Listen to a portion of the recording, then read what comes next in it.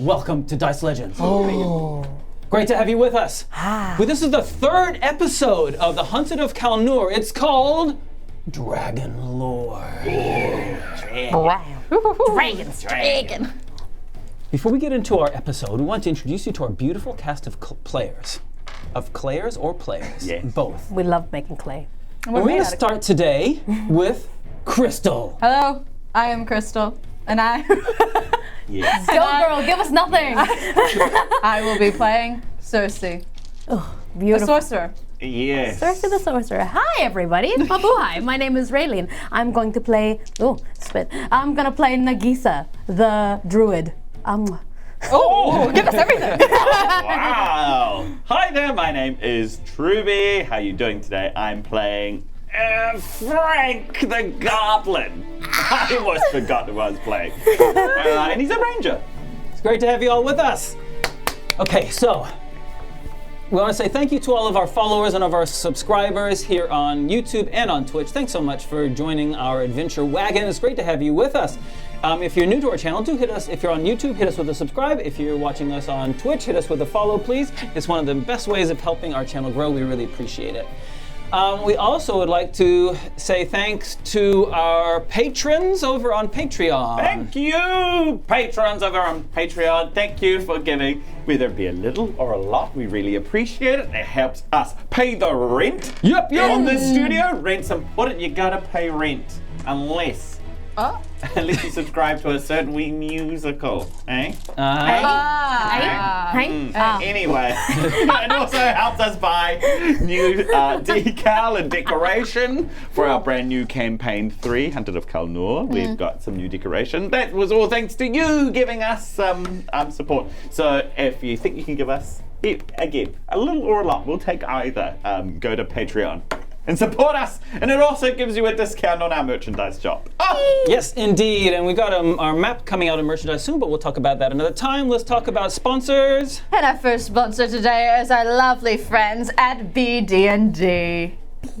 Are we doing the song? BD&D. Amazing! BD&D is a nerdy shop here in Aotearoa, up in Wellington. They sell Magic the Gathering cards. They sell miniatures for yourself to paint and to use in your games. They also sell dice. I just learned that most of Raylene's dice are from BD&D. Yep. And then also they have D&D books and other TTRPG books. And they also have a bunch of board games that you can peruse for your nerdy pleasure. And what else gives you pleasure but a discount? I love that. You can get a discount under Dice Legends with an NZ at the end for a 10% off. 10% on. You pay more. I just realized that I just said discount just a little bit too much in that sentence. So I was like, no more. You You gotta be Yeah. clear. To be clear is to be kind. Hey, let me be clear about something. Okay. Go on. what are you gonna be clear? Pop Well, off, Queen. We have another sponsor that provides a whole range of beautiful, attractive, well-crafted dice, and that's D20 Collective. Check them out. So every month you can get some new dice, special dice, as you see on the screen right now. And if you subscribe to them, then every month you can get a new dice set too, which is pretty cool. If you are a god, not a god. I mean, if you're a god, you might like it too. But if you're a dice god, a dice goblin, that's what I was meaning to say. You will love them. And if you want a discount, then you can obviously put in Kiwi Legends into the voucher code box thingy at the checkout, and you can get yourself a discount too. I said discount quite a few times there too. You see, you realize. Right, because it's really important that you know that we give discounts. Yes. So use it. It's really important to know. And last but not least, one of our awesome sponsors is World Anvil, the ultimate online tool for your world creation and documentation. Yes, that's right. If you are an author or a DM or a GM and you need to create your world setting somewhere, then put it in World Anvil. They have all kinds of document linking, interactive map making, timeline creation, table making that you can roll on. You can make player handouts as well. They have all kinds of handy prompts that change day to day, so they can help you out with your inspiration. It's got so many things and more that you haven't even thought of to help you in your world creation. That's crazy. Fahid uses it, Yeah. I use it. You're going to see Fahid use it tomorrow? Exactly. That's right. On Monday. Or Sunday. Or Sunday if you're in the Americas. Anyway, go check out World Anvil. Cool. Thanks very much, guys. Really appreciate it. All right, we ready to get into it? Oh, yes, so ready. Okay. Roll the titles. Get him! Actually? I was like, I had something prepared, and I was like, Actually, Who's going to do the recap?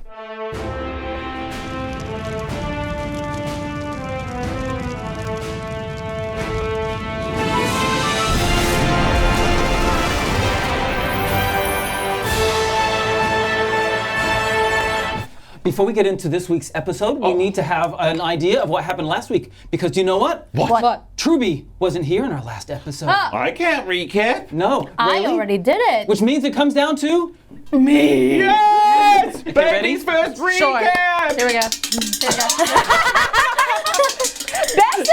Bessie, come home!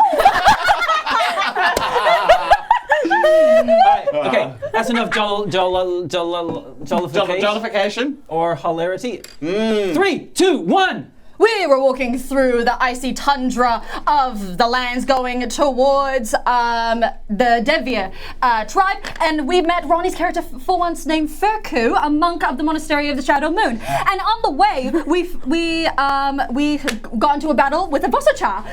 Two of them. She tried to calm it down. We all decided to fight because... And then as soon as we stopped that, we got in the way of some people from the Song tribe that captured myself, Cerci, and my husband. And then we ended up having a conversation with the tribe leader, Celates. And then with that, we during that, Feku decided to just say, hey, stop Cerci with your actual smart plan, and actually, let's decide to go sneak everybody out and start, fighting everybody. And then we ended up coming to a discussion of allowing, Celates allowed Cerci and the rest of the party to go through the Song tribe to get to the Derby tribe with the scroll. Wow! Wow. Hey, you did so much better than I would Wow. ever thought. That was your first shot. Oh, that was, yes, a very good first. Oh, she's shaking. Okay. Medic. We're going to end the stream there. I think A fantastic first shot. first that was amazing. That was great. Congratulations. Look at that. Nice. Oh, Kristen. Ooh. Well earned. I feel pretty. Yes. Ooh. Yes. Real right. nice. So let's get into our story. Well Okay. done. Well done. Thank you. Let's get into our story. Oh, I'm nervous. I'm nervous. Our story begins on the Sung tribe. Oh, great. 15 minutes have passed since we last saw Feku and the others arrested That's right. for trying to get your husband, Golter, and his fellow monk friend, Anova, out. They assaulted the guards that were keeping them hostage, and in their attempt to flee, Golter's heavy armor made such a ruckus that they were all captured. And so, we find Cerci and Nagiisa back again in the tent of the chief of the tribe, of this village anyway. And as you mentioned in your beautiful recap, her name is Celates. But it is not so friendly in the tent now. No, damn. By association, you are tainted by association. Swords are drawn, spears are pointed. You have 6 spears pointed at you in your backs. We see you on your knees on the rug in front of Celates. There are a number of other guards around. They know you are formidable. Silitez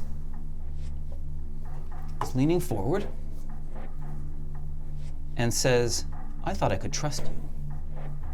I thought we had an accord. I thought we were of one mind.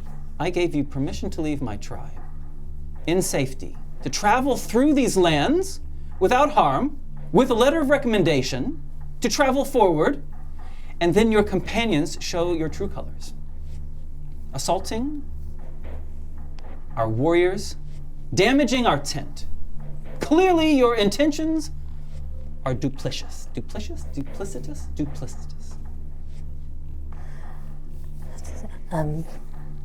Please, we didn't intend for this at all. I mean, I barely know the man. Referring to Feku. His intentions don't match what we are wanting from our conversation from before. Please, we can. And then she looks over to Cerci and is like, shall we just leave him here? No, that's not very princessly of us. But it'll get the job done. Oh, I regret saying that. I cannot trust you either. So, you have a few. I thought I believed you, but I know I don't know if I can. She says, either we put you all to the spear now, or I take you to a shaman in the woods who is able to do rituals that will be able to determine your true intentions. A shaman? I'm unfamiliar with the kind, but if that is the only way that we are going to quell this discourse non-violently and safely, then I agree. I enjoy non-violence, so I would like to prove ourselves that we are true to our word and that we are not wanting to cause any harm to this Song tribe. Absolutely. I think Nagiisa is a bit too keen and she steps forward and has her hands up. Please take us. She says, run. And a warrior steps forward with a large battle axe and says, Brun, you will accompany us. And so,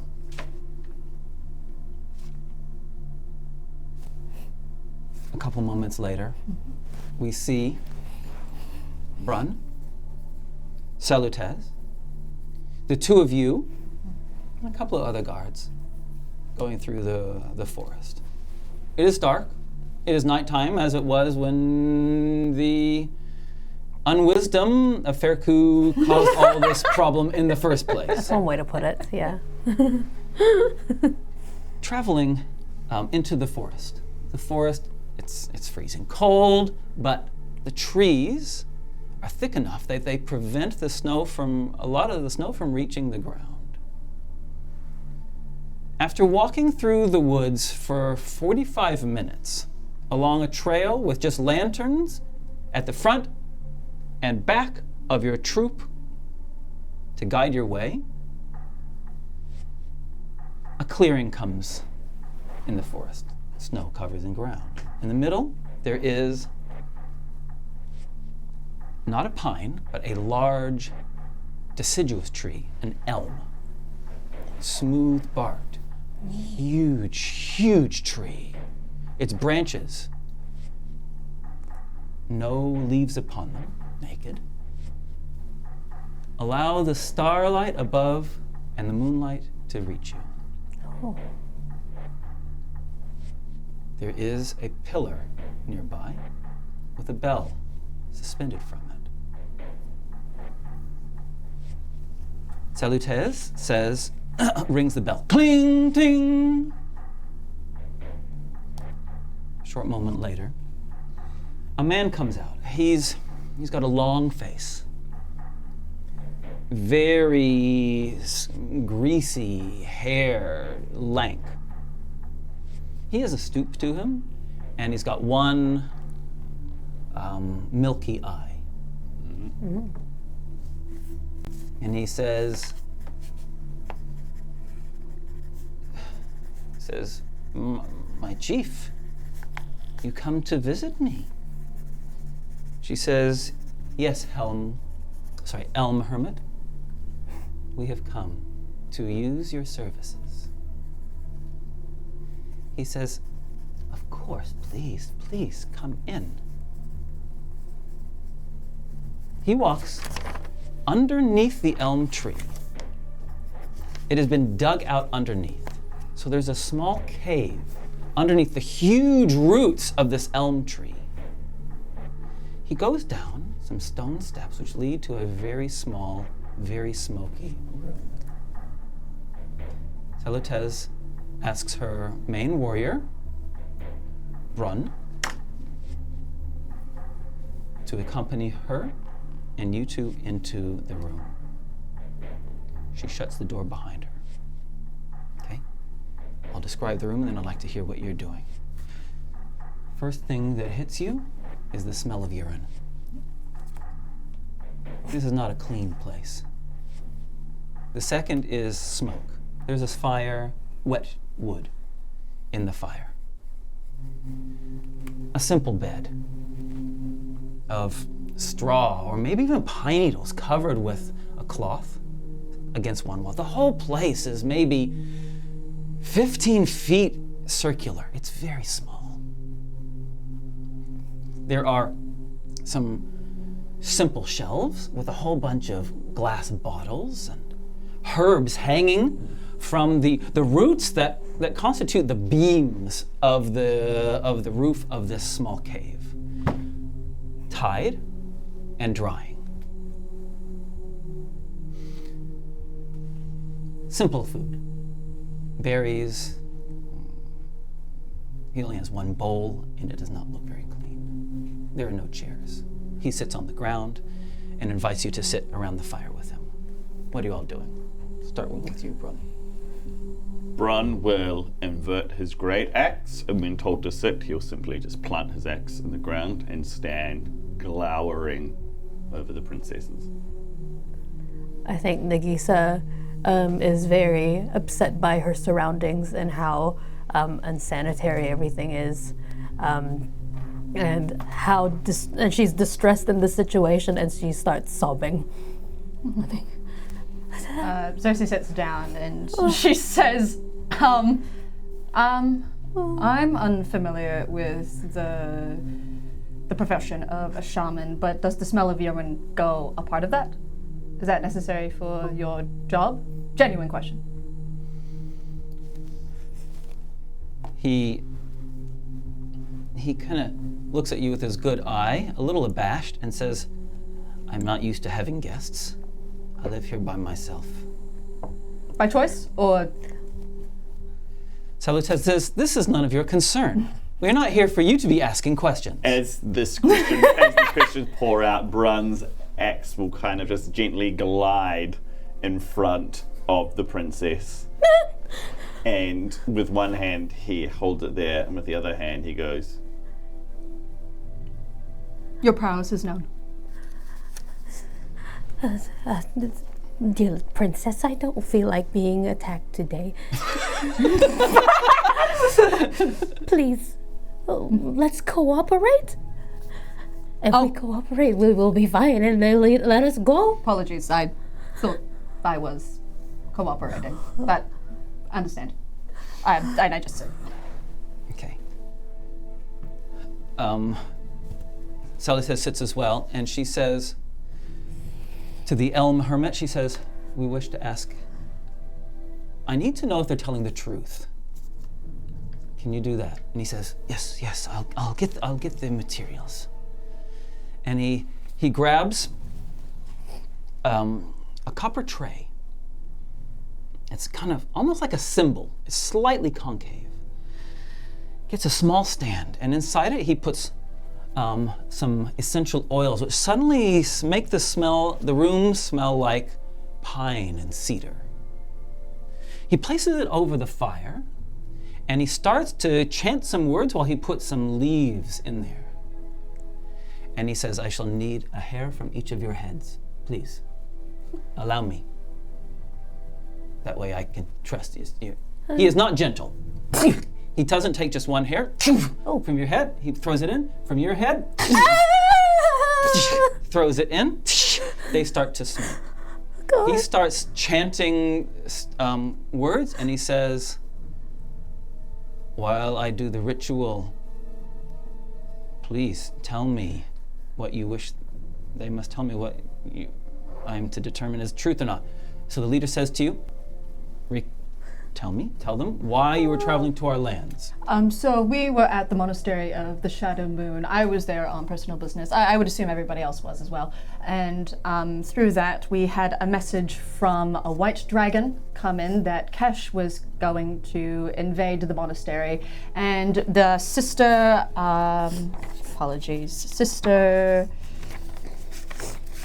Sister Anora. Oh no. Sunaya, thank you. Sister Sunaya gave us the scroll that had ancient Draconic written upon it. She assumed that Kesh would be using this scroll maliciously. So Golter and I offered the Darby tribe to house the object.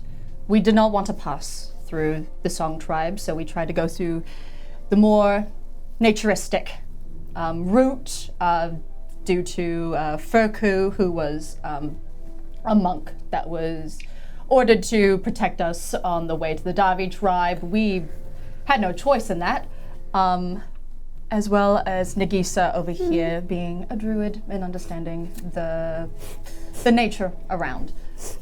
We got captured by the Song tribe and had a conversation with Salotez, the leader of the Song tribe, during which the monk, that I might have to reiterate this, we did not choose to come along with us, decided to take a more sneaky approach to let out Golter and another sister of the monastery without Nagiisa and I's knowledge. We promise we don't really know anything about it. He just does whatever he wants, and we tried really hard to make it a very diplomatic meeting, but I think he had his own ideas, and we just want to go away because I don't want Emperor Kesh to find us because he's looking for us, and we're going to be safe with the Derby tribe, and she's crying. Excellent addition to... Okay, everyone, initiative, inside rolls. Inside rolls, not initiative, inside rolls, everyone. Oh, natural 20. Woo! Oh, I got an 8. 21. Hypersensitive to everyone's feelings right now. Brun and Nagiisa. The moment she said Old Draconic, the hermit, in doing the chanting, he opened his eyes and looked at her, and he stopped talking for a while.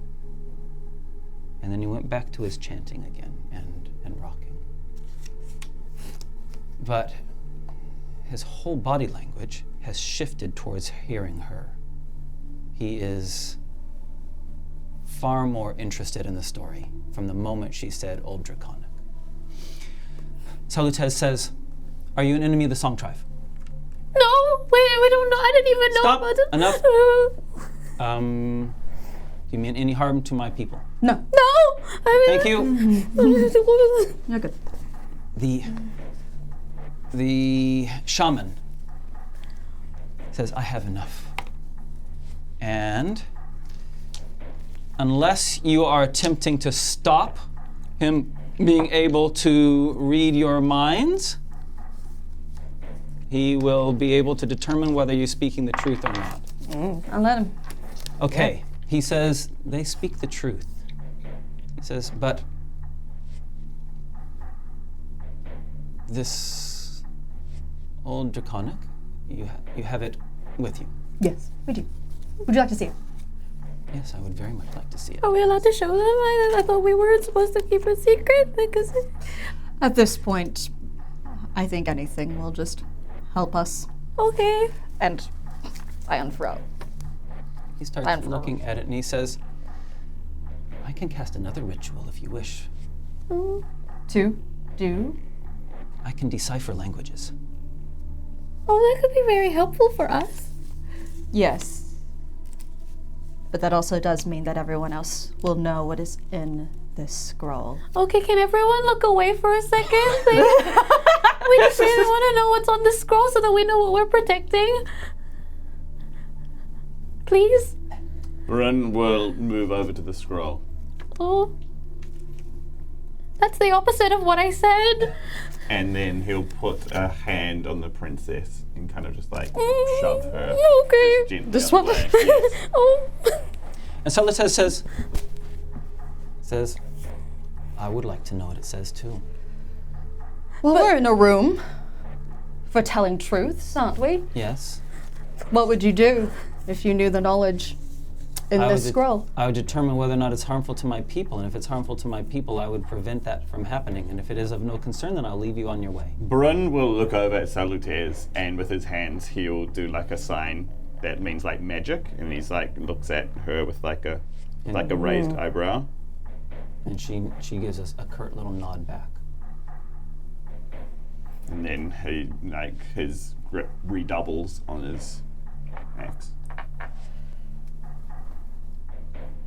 I feel like I just want to stress that whatever's on this is what Emperor Kesh would really want. So we're trying to make sure that this doesn't reach his hands because I think it's something to do with the dragons that he's controlling, right? And we just want everyone to understand that we are not part of his crew. He's not we are wanting to hide this from him. So if you have any intentions of bringing this to will splash in front of the princess again, That seemed a little unnecessary. and he will go. I'm so sorry. Well, I do not need a shaman to know that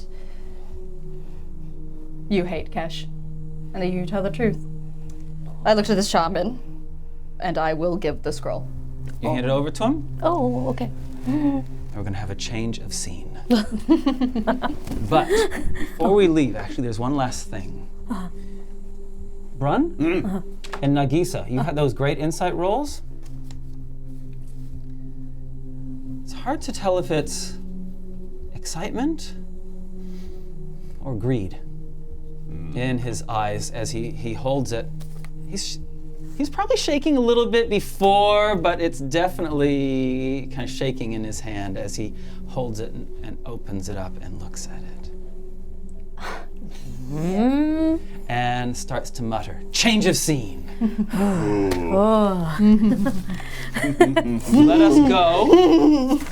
Let us go back in time. Oh yes. 4 days ago. Whoa. 4 days ago. In the monastery of the Shadow Moon.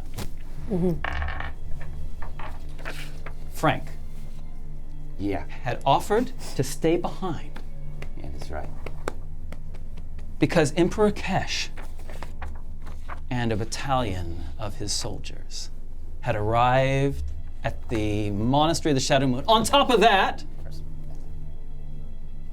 Usha, the great red dragon, had landed and then had transformed her form, changed her form into that of a woman with red hair. Not what we call red hair when we're saying ginger hair, but red hair. Hell yeah. A beautiful dress of dark crimson. Her eyes, pupils yellow and slitted. Another dragon, Ashkor, circling above, a huge white dragon. The head of the monastery, Sister Sunaya, had been asked by Kesh if he could enter in peace. And that is where we had finished. Let's turn our attention to Frank. Frank he set himself up in a library. He is sweating bullets and sweating arrowheads. And he needs something to take his mind off it. And he figures, well, this is a repository of knowledge of the whole continent, or Kalnour. So he's at one point he said to Sister Sanaya, "You got any books on dragons? Yeah. You know, in this place? Cool. I'm just gonna set myself up. That's where I'll be, in the library. I'll be reading. If the big guy shows up, just come get me. I'm sure I'll hear it. You know, the flapping of the wings in the air. If I don't hear it, Terry here will hear it, and Terry's like eating like a dried herring that I've given him. So yeah, that's where I'll be. You know, knock 3 times. I know it's you. The the monastery Yeah. serves Sibi Elishi, the god of knowledge. Yeah. There are a lot of books. There are a lot of scrolls. There's gotta be. Yeah, and they have a section on dragons. Yeah. It's deep in the stone of the mountain itself. Yeah. So, here you are. There you are. You're in this room with these it's well organized. Yeah. Books lined up in rows on shelves. Yeah. And there's a section on dragons in different tongues, different scripts. Yeah, so Frank's just picking out books. He can read a few different languages, so anything that's in common, goblin, draconic, dwarven, or elvish is what he's picking at. And as he's scooping up books, he's like, "Thanks for teaching me how to read, Cash. I'll repay you in kind." And then he gets all these books and he's laid them out and he's just starting. And the key words that he's looking for are slaying, anti-dragon techniques, dragon poison, dragon insults, dragon comorbidities, dragon, just all of these things. He's searching through it and he's just trying to find the most useful tomes, seeing how much he can matrix into his mind in the short period of time between now and his impending doom. Yeah. Hey, look. Let's make a history roll. Oh, but let's because do you're it. because you've got the books right there, I think it's an advantage. I think so too, and Terry's here as well. And you got Terry, so it's triple advantage. Exactly. All right, but I'll just roll 2. That's a natural 20. Plus. Oh, don't clap yet. Oh. Plus. It's -1. So 19. Just slowly now. Yeah.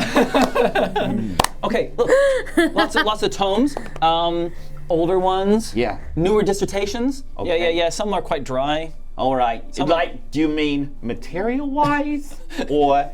And by material, do you mean what it's made of, or the content? Yeah. I was meaning content, but probably in terms of the yeah. Hey, okay.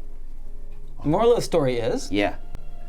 There are books on dragon fighting. Cool. There's a treatise specifically written about a knight who has written on the subject of dragon fighting. Oh yeah. Claiming to have been part of a mercenary troop that slayed not 1 but 2 dragons, and so has a vast wealth of knowledge. Whoa. Now you heard about killing 2 dragons. And basically, I mean, first thing is always approach a lair downwind. Yeah. Right? Yeah. They got a good sense of smell. Got a good sense of smell. Next is you never stand in a group or in a line, because the breath weapon will kill all of you. Frank is taken back to the sight of him and other young goblins fleeing in terror from this huge red dragon in a volcanic lair. And just gouts of flame tearing his brothers and sisters to pieces. And then it's only a second, and he comes back. Oh, yeah, you don't say. Okay, tell me something not obvious. He says to the book, tell me something not obvious. Yeah, what are you, Captain? This Obvious? That's your name? The book. Frank doesn't fancy being able to read the whole thing, so Yeah. he'll read as much as he can, and he's gonna take it with him if he's able to as well. And as you're collecting it to put it in your satchel or Yeah. whatever you've got, Yeah. the door, there's a knock. 3 knocks on the door. Who is it? It's a joke. I know who it is. Sanaya, is it time? Sanaya, the door opens and you hear her say,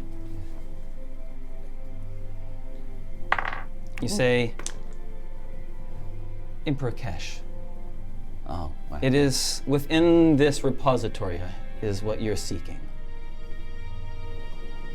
And the door starts to slide open. What are you doing, buddy?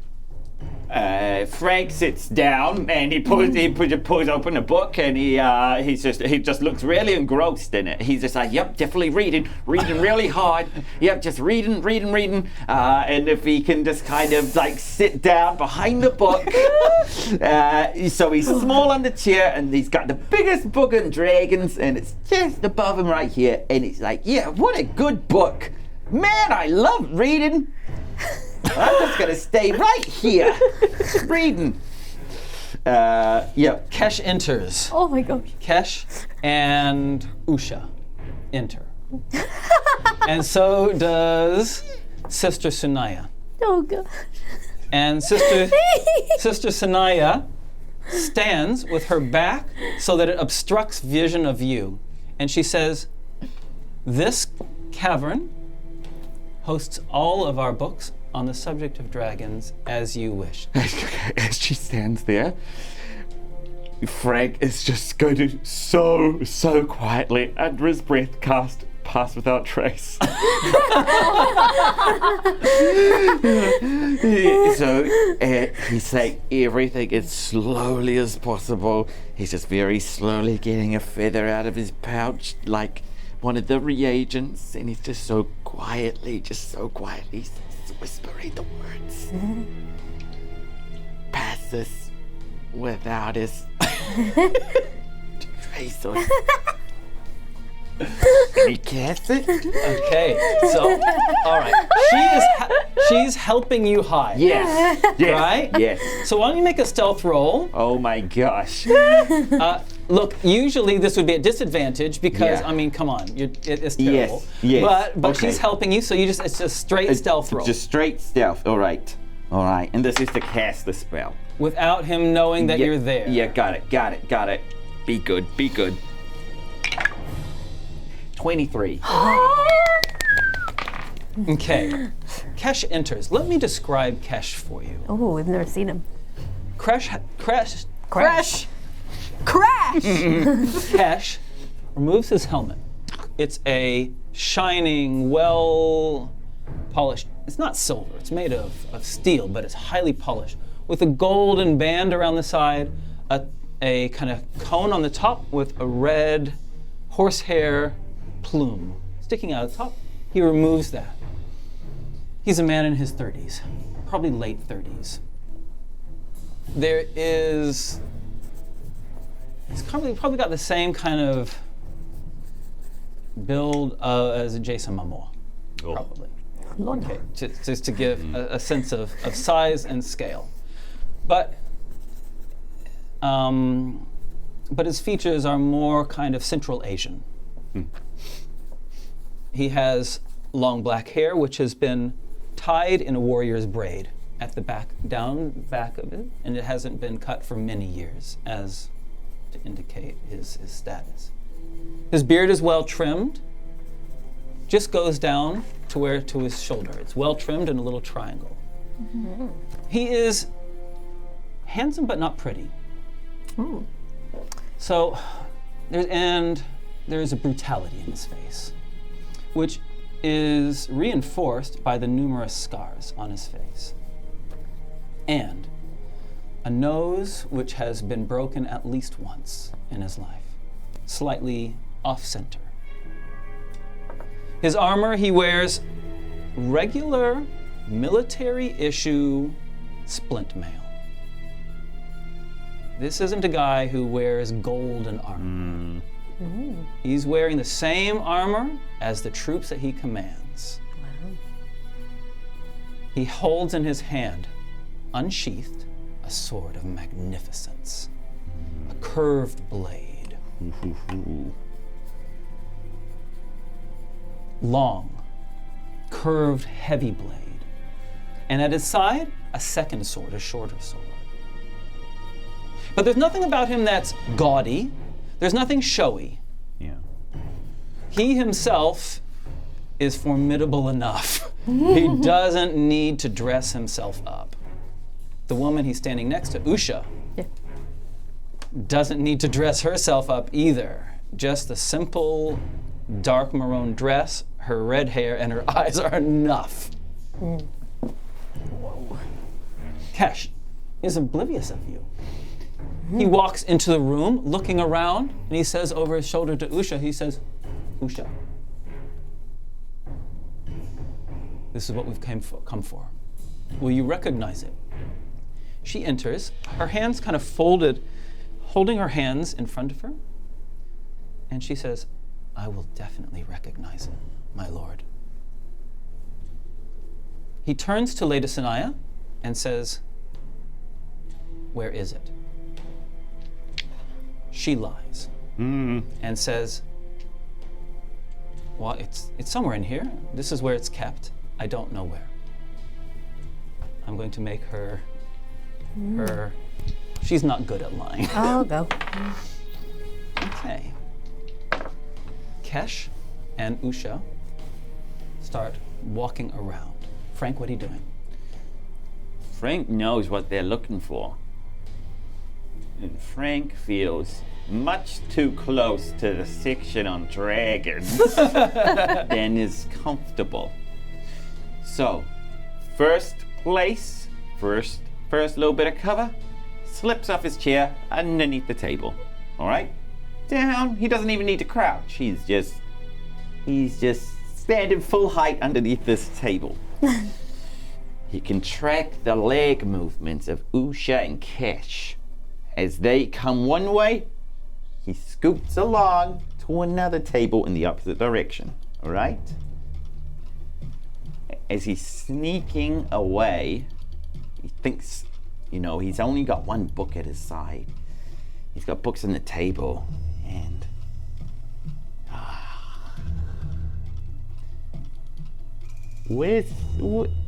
is Kesh holding his sword?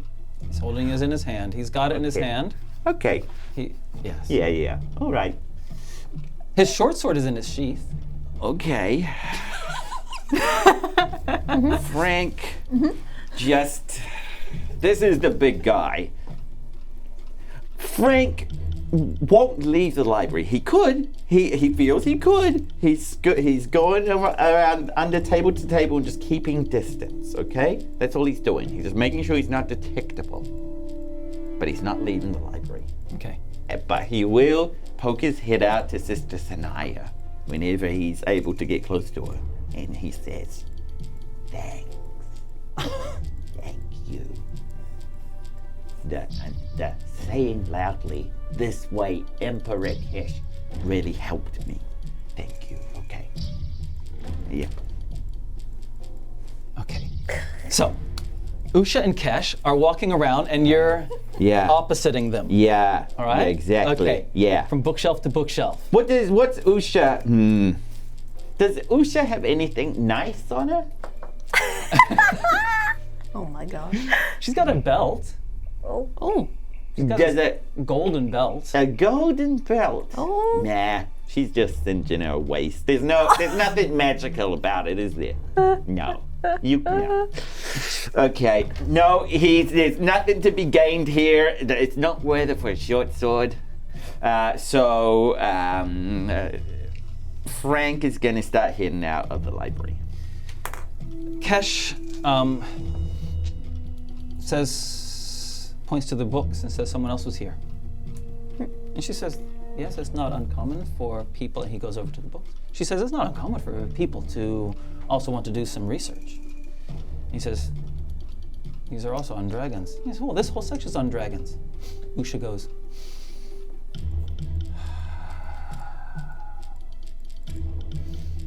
and says, my lord, backstabbing goblin has been here. She walks over to the table that you've just left. Yeah. And Kesh, he says, Frank! Okay. And he starts looking, and they both start searching for you. And okay, so you know how I got Sister Sanaya's attention? Yeah. Can I want to like kind of like gently tug at her, you know, just like, hey, let's check out the door of this library that we just came in. And the candle that he's been burning the midnight oil with, reading all these books, Yeah.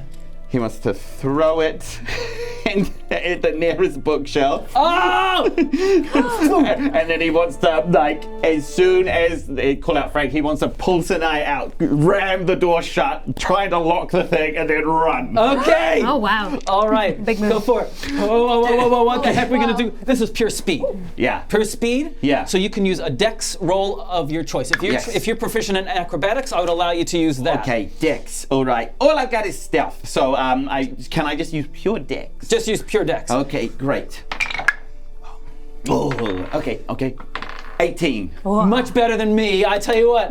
You pull her, their eyes, they see you, they see her, come, and he says, Frank! As it closes, fire Yeah. erupts out of her hands.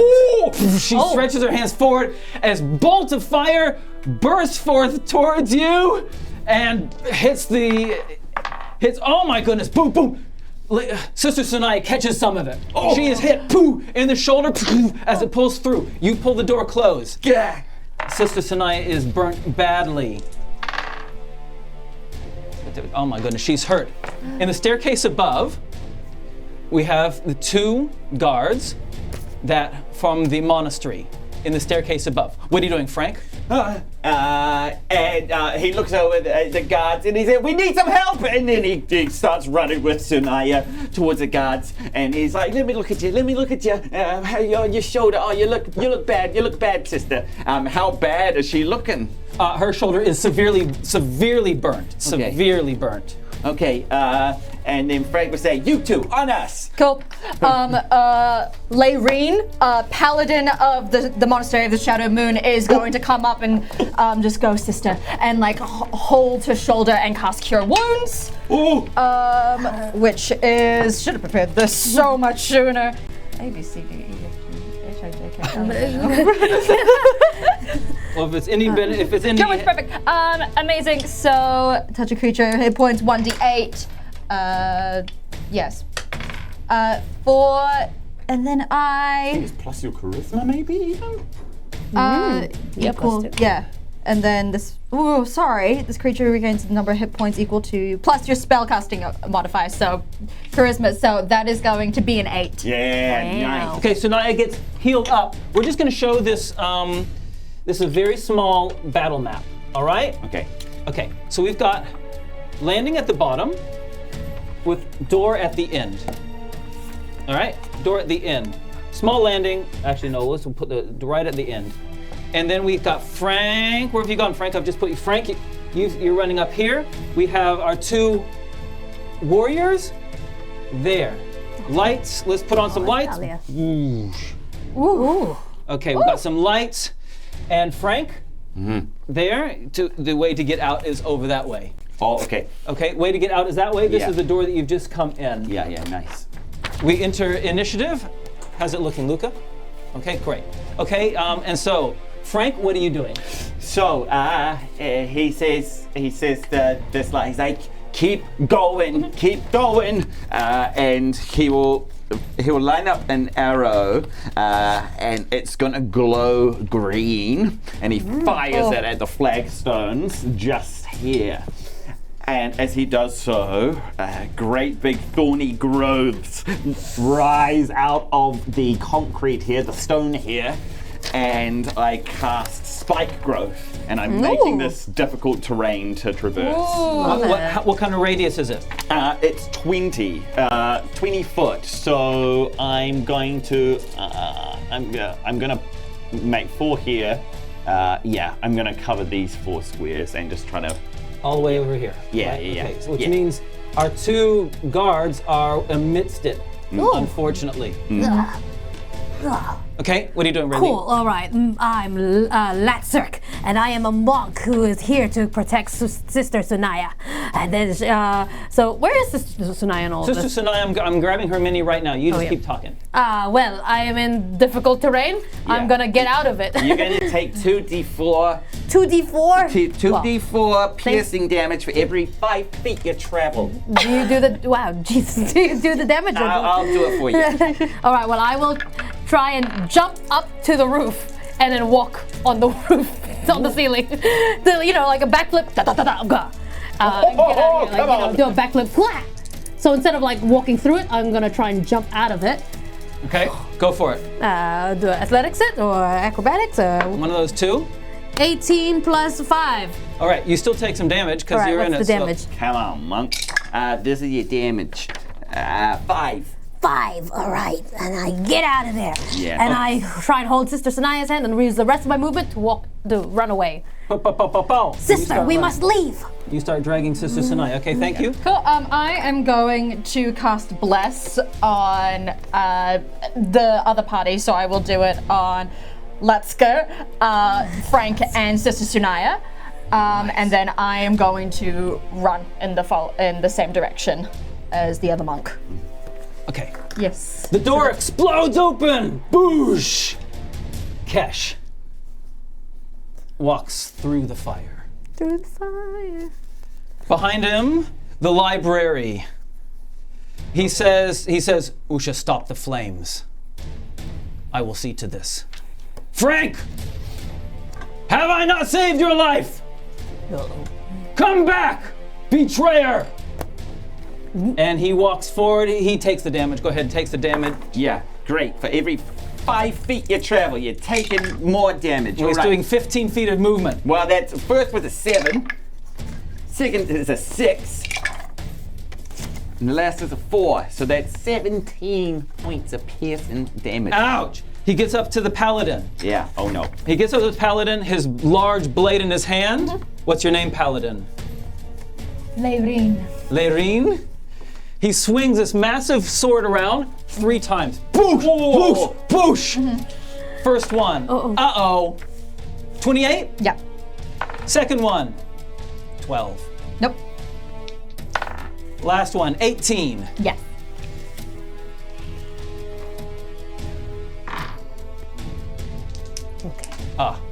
He's gonna use his. He's gonna use his battle master for sure. Cool. Okay. He's going to do a shoving thing and shove you down there. You have to make a strength check. Man.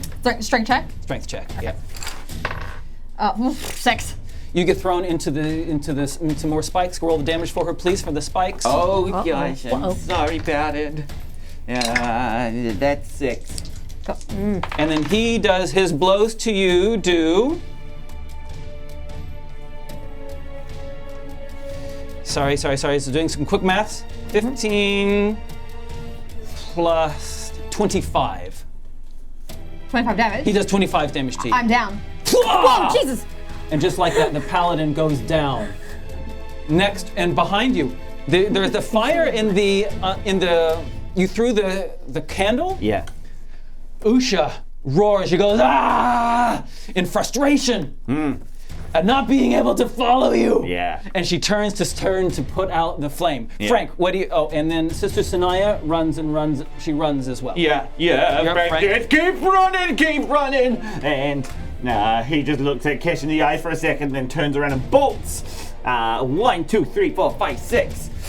He's 6 feet away. No, he's 30 feet away. You're dashing, or are you doing it from an action? No, he wants to. Kesh is right here, so he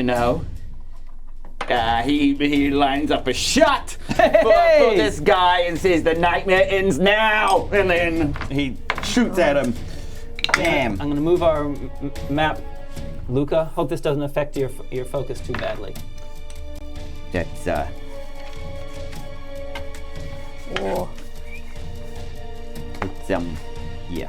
It's a yeah. What? It's an 11. Does that hit Emperor Kesh? Not even close. As Frank takes his first shot, he just swings so wildly and it just fires off into the corner of a room, but now he corrects his aim. And he, 21. 21 does. Sorry, let me look at his stats. Of course. Oh, he doesn't have a shield. Yep, you're right. You got it. Yeah, you got boom! Yeah, take that. Oh. Oh, wow, that felt good. Firing at you. 5 points of piercing damage. That's nice. Oh, yeah, like that. Yeah. Big dumb emperor. 1, 2, 3, 4, 5, 6. Okay, the room that you're in, how are we looking? Is it looking okay? Yeah. Okay, the room that you're in Yeah. is a study room. Okay. Books from the libraries are brought into this room Yeah. where they're studied. So there's some tables, there are some chairs, and there's some fire, just to keep the place illuminated. Yeah. You're on. What you doing? Let's hear. Bring Sister Sanaya away. 1, 2, 3. Jump on the table. 4, 5, 6. And then she turns this the table down so that it's like a little cover. Oh, I love it. She says, Sister Sanaya, stay here while I get my other sister. And she tries to go. Oh, I'm gonna dash to try and get you. Sure. do it. That. And then try and go jump off the wall. Okay, make your acrobatics roll. Yeah, nice. Come on, Make that acrobatics. Come on, acrobatics. Let's go. Whoa, I'm gonna use my inspiration? No. You're a mook. You don't have. Well, you're a no, I'm scratch mook. character. You I'm don't a character. You don't I don't have inspiration. No, that's not gonna do Don't anything. do that. with it. So it's a 2. I think because of Emperor Kesh being there, she's never witnessed this kind of danger. She's lived her life in peace and neutrality here in the Shadow Moon. So she slips from the wall and lands on top of Boosh! this body here. Sister, I will never leave you. Shut up. Go ahead. Right. Okay. You're bleeding to death. Life death save number 1. Oh yeah, you're not using the right die. That doesn't even count. sorry. You have to use this one. This is the special life die. Yes, it's got a Life and death. Die. Oh, that's better than when I rolled, so 14. Okay, great. Kesh turns to you, and he does a coup de grace on you. Okay, cool. He sees that you're spluttering still, and his first attack for you is just to finish you off. Because I'm on her, could I try and block it? Or like try and defend it? Sorry, no. No? Let me die. 17. Yes. So that's 2 automatic fails. Oh, He spins. dang. Now he attacks the monk twice. Okay, all right. And he's going to do his shoving attack again and try to shove you away from her into the spikes. Uh-oh. So first one, he doesn't get a good roll. Does a 14 hit you? No, it doesn't. I do the Matrix. Oh my goodness. He gets a 12. I roll over and I'm like, and I'm up on my feet again and I'm doing a stance. On top of your sister? Yes. I use her as a surfboard to avoid the spikes. Speaking Your of sacrifice spikes, is not in vain. speaking of spikes, you take the damage. Oh, okay.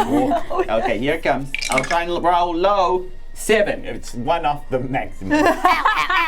Okay. And Sister Sanaya says, comes over to you, Yeah. Frank, Yeah. grabs you by both shoulders and says, we can't withstand Usha. No. You gotta get word, Yeah. save your friends, Yeah. protect it. What? Oh, yeah. And she throws you towards this double door. And as he kind of hits the door hard, and as he kind of like feels at the doorknob behind him, he looks at the silhouette of Kesh against this flaming library. He's like, but I should be trying to take him down. And as he feels at the doorknob, he throws the door open behind him. What is on the other side here? The other side is a corridor that leads forward and has other libraries either side of this corridor, doors with extra libraries. Okay, great. And as he starts running back through the library here, he whistles, and a little winged little lizardy boy kind of just like flies over the two sisters, gives them like a tearful look, and he flies over Kesh's head to just like becomes a little torpedo and just goes. Kesh is going to try to do an opportunity attack. He can try, but it won't work because Terry has the flyby feat. But if he's moving through the air, he can't be opportunity attack. Yeah, baby boy. That uses Kesh's reaction. He doesn't know that he has flyby.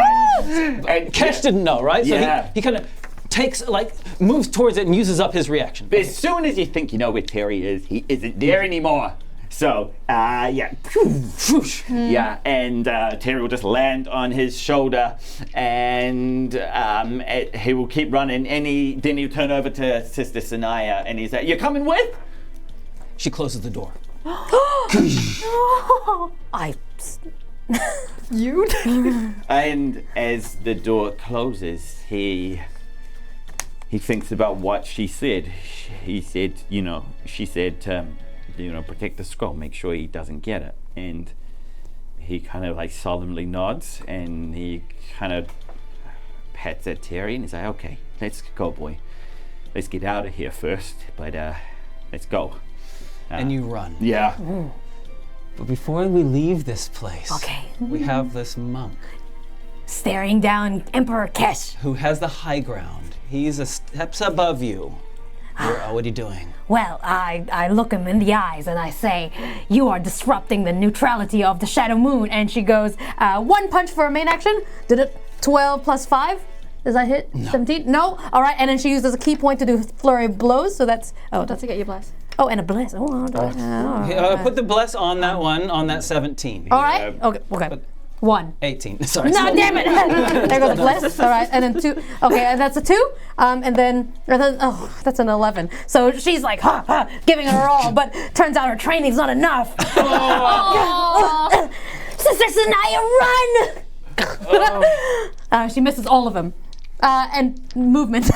And you're still in the thorns. I'm gonna try and jump over him as movement. Okay. We've already rolled your damage for this round for the thorns. We already did that. You took 5. Okay, thank you. Life death. Another success. Another success. So we're half. Okay, great. He hears you gurgling. Yeah, you do. He takes out his short sword and throws it at you. Oh my god. Oh. Does a 29 hit? Yes, it does. Oh my 2 god. automatic fails. I am dead. He then bursts out of the thorns. Roll damage. Yeah, for him. come on. Take this. Yeah. Oops. 2! What? And he just smacks the living daylights out of you. He certainly tries. 25. Hits. 15. Hits. No. Yes. Yeah, it does hit. He will use another of his battle master things to add extra damage on. Come on. I will die protecting Shadow Moon. Make a strength roll, or you're knocked to the ground. Strength. 15 minus 1. 14. You're knocked to the ground. But the hooks are on. That circus got some spice. Yeah. How much damage? 32 hit points. Oh, jeez. I have 5. So I get uppercutted, I get hit, and I'm a bleeding mess on the floor. And my last action is to pull the finger. Die, Emperor. And Frankie? Yeah. Frank hears the wails and the violence happening in the corridor behind him, and Terry looks sad and longingly back at the door. He's like, "No, boy, we gotta go." Frank is hopeful that though he fancied putting up a longer final stand than this, he's hopeful that by burning down the library, Kesh is a bit confused or is a bit lost as to where the scroll could actually be. So Frank thinks that they might have done enough. So Frank keeps running through the library and he's thinking about where the path would be to get to the princesses. Yeah. Okay. Speaking of the princesses. Them in his mind, yes. Speaking of the princesses, we go back to the. Sorry. I'm desperately trying to do both at the The same time. urine-soaked room. Yuck! In the room of the shaman, the elm hermit. He's licking his lips Gross. as he goes around, and he's kind of pushing past his small number of bottles, looking for some herbs, grabbing some, pinching some, with just one hand. He, realizing he has too many things in his hands, he puts them down. He gets the little symbol-like copper bowl thing that he has to heat elements. He gets it and he just dumps the stuff that was in it out, puts it back on its triangular platform above his fire, and starts adding the ingredients in. He puts them in, and then he goes over to his bed. His little cloth-covered pine needle straw thing. And he starts muttering to himself, too late now to hide. He lifts it up and grabs a small box. So it's of white wood, like ash or something like that. Like ash. Opens it up so you can't see what it is. Takes something out, closes it, puts it under his bed again. And he has a gem in his hand. It's kind of like has a bluish greenish tint to it. You guys know it as glint. It's a magical gem that is harvested in the north. Can we pull up the map, please? The north. It's well known as being a valuable gem. Way up here in the north, there is a mine. Yeah. And where they harvest this magical gem. Right to the top, please. If you go a little bit further north, you'll see there's a tribe starting with a V. There you go. That's it. That's where it is. Thank you. That's all we need to see. And he puts it in, and then gets his mortar and pestle. Well, he doesn't need the mortar. Puts that away. Takes the pestle. He starts chanting, holding it in his hand. It's open in front of him, and he starts and crushing it. What are you guys doing? Nagiisa leans over to Cerci and she says, "He looks very keen. I don't know if I trust him." Brun has. Once he was glowering over the princesses. He's kind of watching the hermit more now, as if to reflect Nagiisa's mistrust. He starts to watch the hermit more, maybe even despite himself. If you want to make an insight roll, feel free to. Yeah, I'd love to. 13. Oh, he's not hiding it. I mean, he's excited. Cerci? Do I notice this kind of like excitement? You can make an insight roll as well, but you haven't succeeded the first time, so it's not as easy a roll for you. Yeah, might as well try. Okay, that's going to be a 16. He's excited. He's definitely excited. He's kind of, he's kind of got a nervous rocking going on. He's licking his lips. Cerci is just unabashedly going to ask, what's the origin of this excitement? Old Draconic it's old, isn't it? Who knows what it could say? This must be hundreds of years old. Maybe thousands of years old. Are you excited by the ancientness of it, or are you excited by what it might say? Both, but mostly second, what it could say. What would you do if you knew what was in this? Well, if it's valuable, of course, I'd give it to. And he looks over at the chief. Absolutely not. You are not giving that to the chief. I have a strict order to bring protection to that scroll. My soul will be entangled with that scroll. And he goes, Singa. And the pestle crushes the glint. Smoke comes up. He's holding it. And his eyes widen.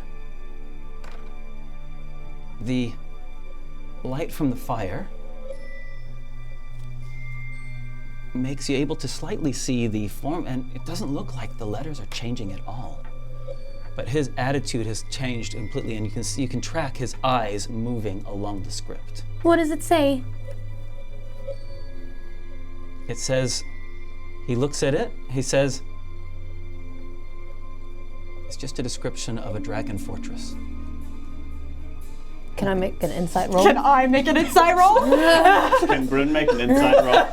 Can I look to Celotes and see just how she's reacting to this? Is she making an insight roll? She's making an insight roll. We're all making an insight roll. Just one shaman. Oh, natural 1. I got a 9. natural 20 earlier, but now it's 15. natural 1. What?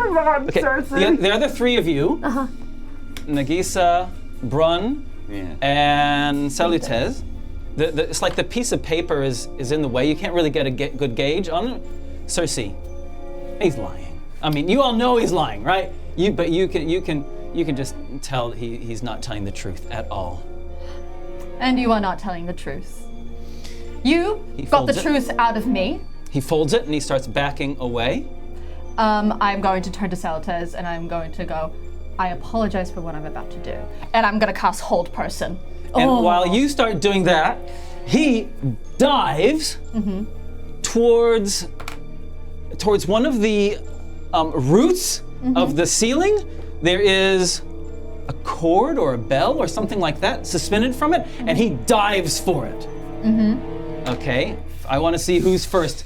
So we are actually going to roll initiative. Okay, cool. We don't actually roll initiative very often ever. No. Great, cool, glad to be. Ah! Hee hee, that's a fun sound. I got an 8. Okay. Okay, let's figure this out. Oh, my initiative is just +0. Let's go. 18. Okay, you get it off first. He dives for the bell, for this bell. You hold person. Oh, I succeed. I rolled a 19. It doesn't catch him. He grabs the bell and just slams it. Ding, cling, and it goes clang, clang, clang, and he backs up against the back of the room. Okay, we go into it. Brun, you're first, and we'll just go in the order that we are. Brun, what are you doing? Sorry, so let me just set the stage of how we're doing this. Sure. If we enter combat, this is so small. Yeah. It's a tiny place.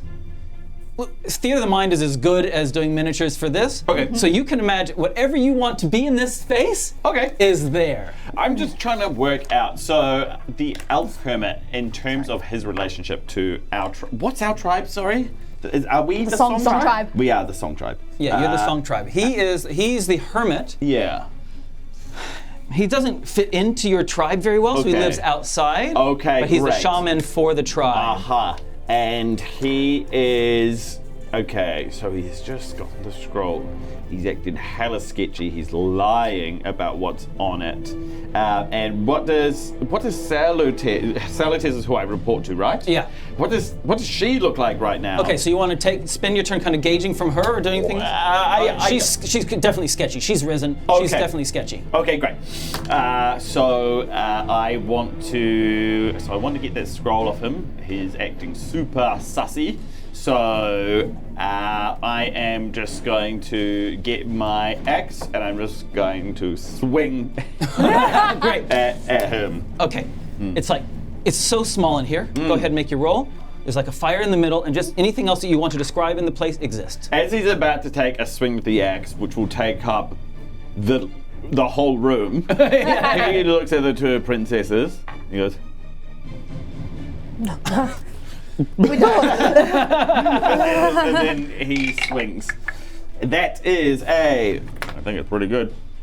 22. Oh, that definitely hits him. That Yes. definitely hits him. Yes. Oh, D12.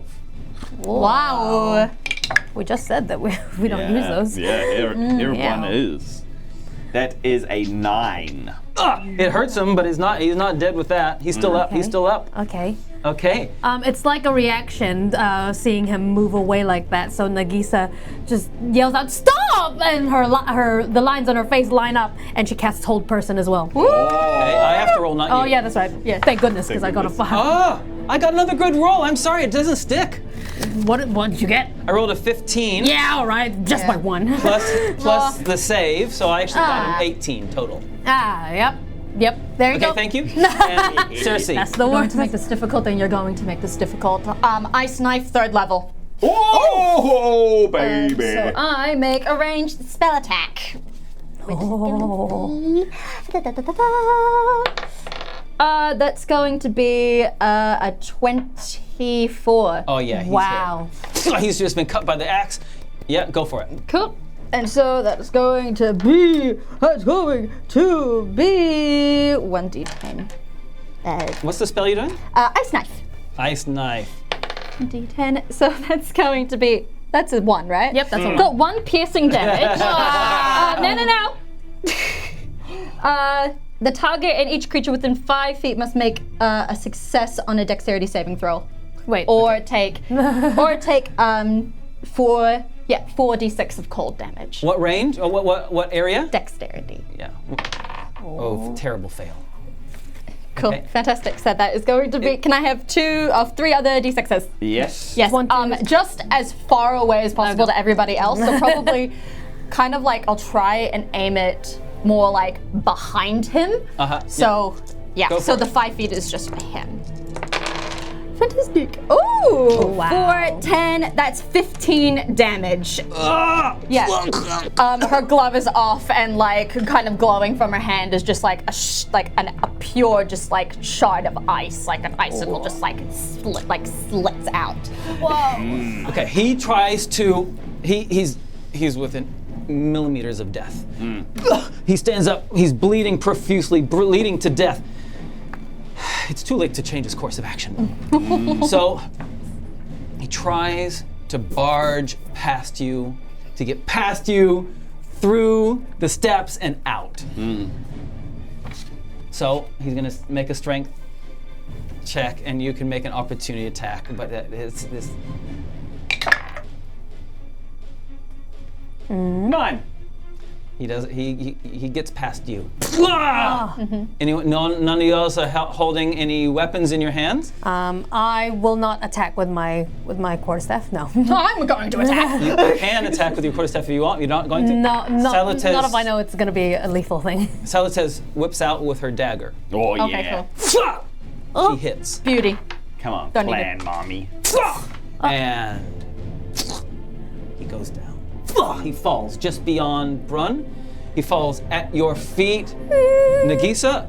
And as he falls, the scroll falls out of his hand. Open. Brun's gonna die for it. Brun dies for it. Nagisa's going to die for the scroll. Okay. Go. I'm gonna cast a cantrip on Brun.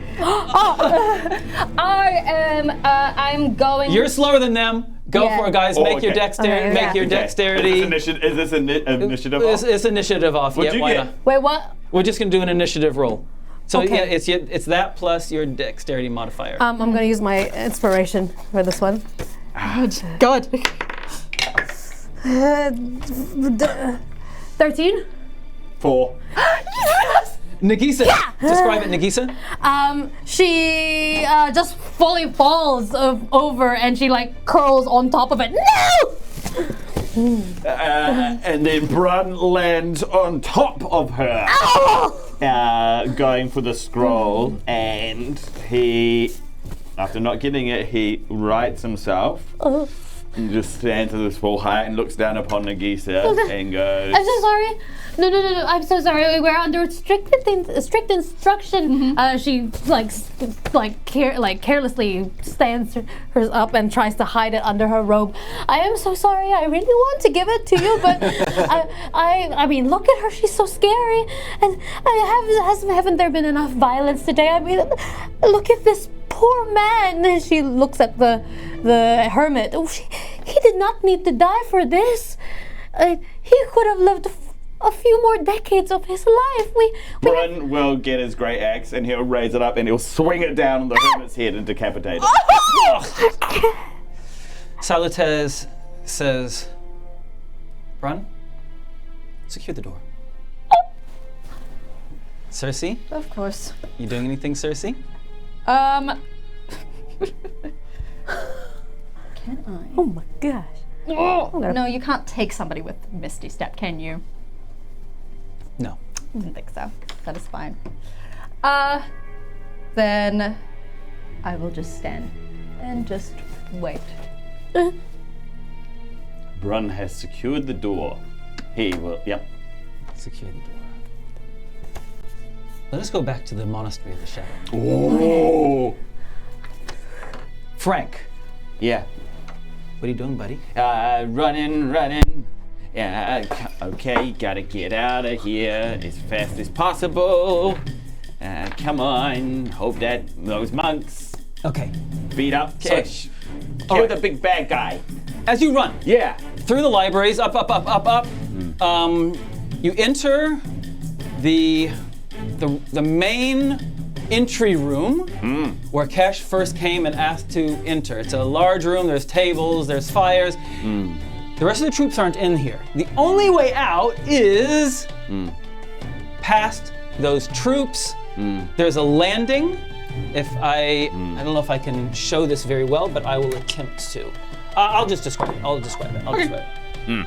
Large square room, Okay. big double door. On the other side of the double door, there's like a veranda, a large, open to the air platform. Okay. Okay. And on the far side of that is the narrow bridge that connects the monastery to the rest of the world. Okay. And it is upon that veranda, for want of a better word, Sure. and upon the bridge that the troops are lined up. Okay. As Frank arrives there, he will skid to a stop. And he'll take a moment and he'll go, gonads. All right. And I presume are they just waiting? Yeah, they're just talking with each other. They're not on high Yeah. alert. They're just kind of, Kesh has gone to do his thing, you know? Yeah. They're just at ease, resting on the banisters, talking about things. Yeah. There's just a lot of them. Okay, there's just a lot of them. That's all. There's just a lot of them. Okay, so Frank will have a quick scan to see what's at hand. The thing he's got on his side, is there like a potted plant or Yeah. Totally. Yep. Yeah. Okay. Yeah. This is a place of life. Yes. Yeah. Yeah. So there are a few Yeah. potted plants which give greenery and add a sense of warmth and life. to the- Okay. And what about on the monastery side? Are there any people who are kind of just waiting there? Are there any monks who are just kind of like Yeah, standing guard, like Yeah. Totally. no, 1000%. no, yeah. closer? Yeah. Okay. Great. He's sizing up. Oh gosh, how do you get out of here? He says he goes to the closest monk. And he Yeah. says, "Come here. I need you to come here. Monk bows to you and says, yes. "Yes, of course. I can help. I recognize." Can you can you wrap me up?" End of question. I can wrap you up. Yeah.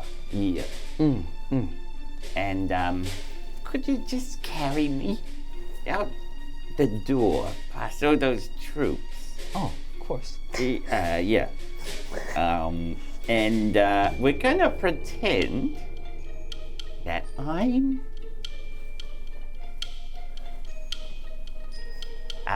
a loaf of bread. Your loaf of bread.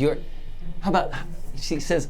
Yeah, let's workshop this. Let's I like where you're workshop going. it. I like where you're going. Yeah, I'm gonna be honest. I don't think this is a good plan. So if you've got, Okay. we're gonna come up with a great plan. Things that they will think are justifiable. Yes. And are your size that we could cross. Yes, the bridge exactly. with. What would be outgoing that they would think nothing of?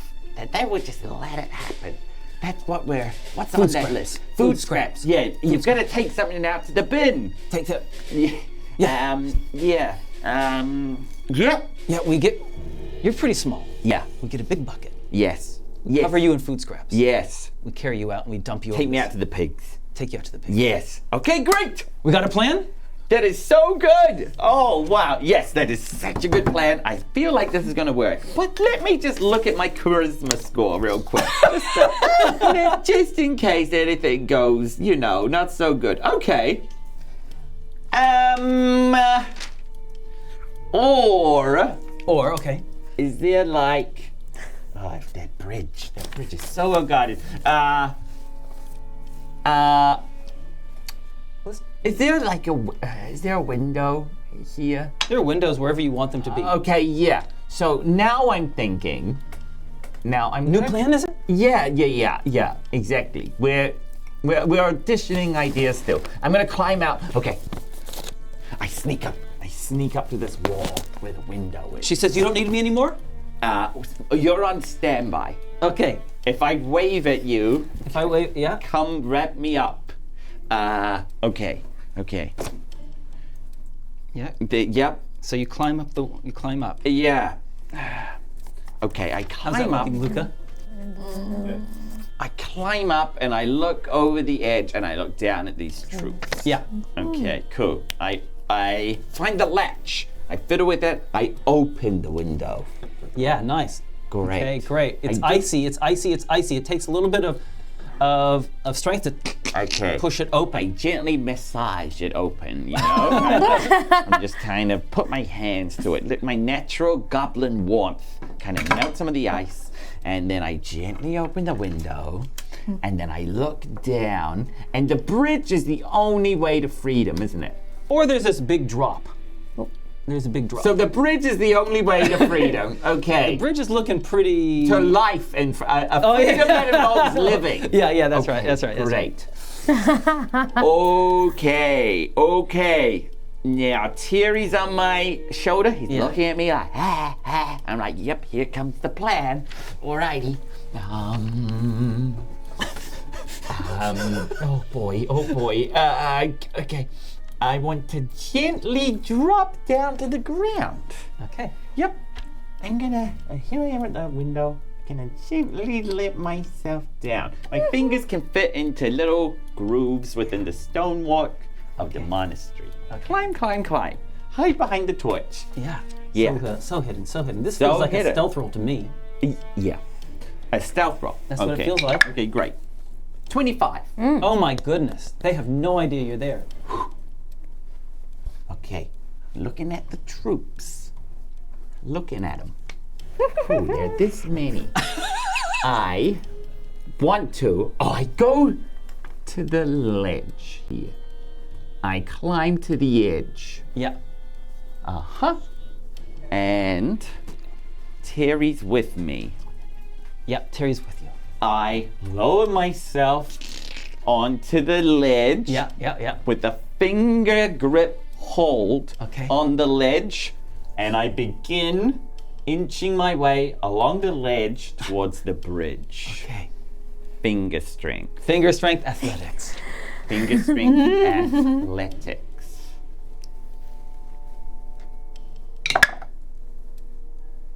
It's not good. I'm gonna use my inspiration. Okay. Oh my goodness. 17. Oh, 20. Okay, nice. Okay. Brilliant. Yeah. they're talking about just nonsense, you know? Yeah. Man, my feet are tired. Man, yeah. my feet are so tired. When do you think we're gonna get a meal break? I hope it's soon, because it's pretty, this wind is really Dude, I'm dehydrating. freezing out here. Yeah. Okay, great. Finger tipping along the ledge. The underside of the bridge. Yeah. What does this look like? Hopefully lovely and ornamental. There's decorative spires. Okay, you ready? Railing underneath the bridge. Okay, you ready for this? Yes. So it is a stone arch Uh-huh. with a slight curvature. Uh-huh. Yeah, slight curvature. And then on the ends, to reinforce it, extra stone work to Okay. reinforce it. Yep. Okay. You with me? Shall I Yeah. draw a picture or you got it? I think I got it. Okay, go for it. You're doing great. Thank you. I'm really nervous about the next roll that I make. So I'm trying to carefully curate it. Okay. I want to continue this method of climbing on the underside of the bridge, Okay. get to the other side, Uh-huh. and pull myself back up. Okay. I think that's, yeah. Your first athletics roll takes you to halfway. Okay. And there are still troops all across this whole bridge, right? Yep. But then they kind of end. Okay. Come on, buddy. Oh my goodness. Oh my goodness. Frank knows he shouldn't look down, but he looks down. It's the reason there's a bridge here is because it's certain death. I see. I feel literally ill. Perception roll for me first. Perception roll. Perception first. Okay. Natural 1.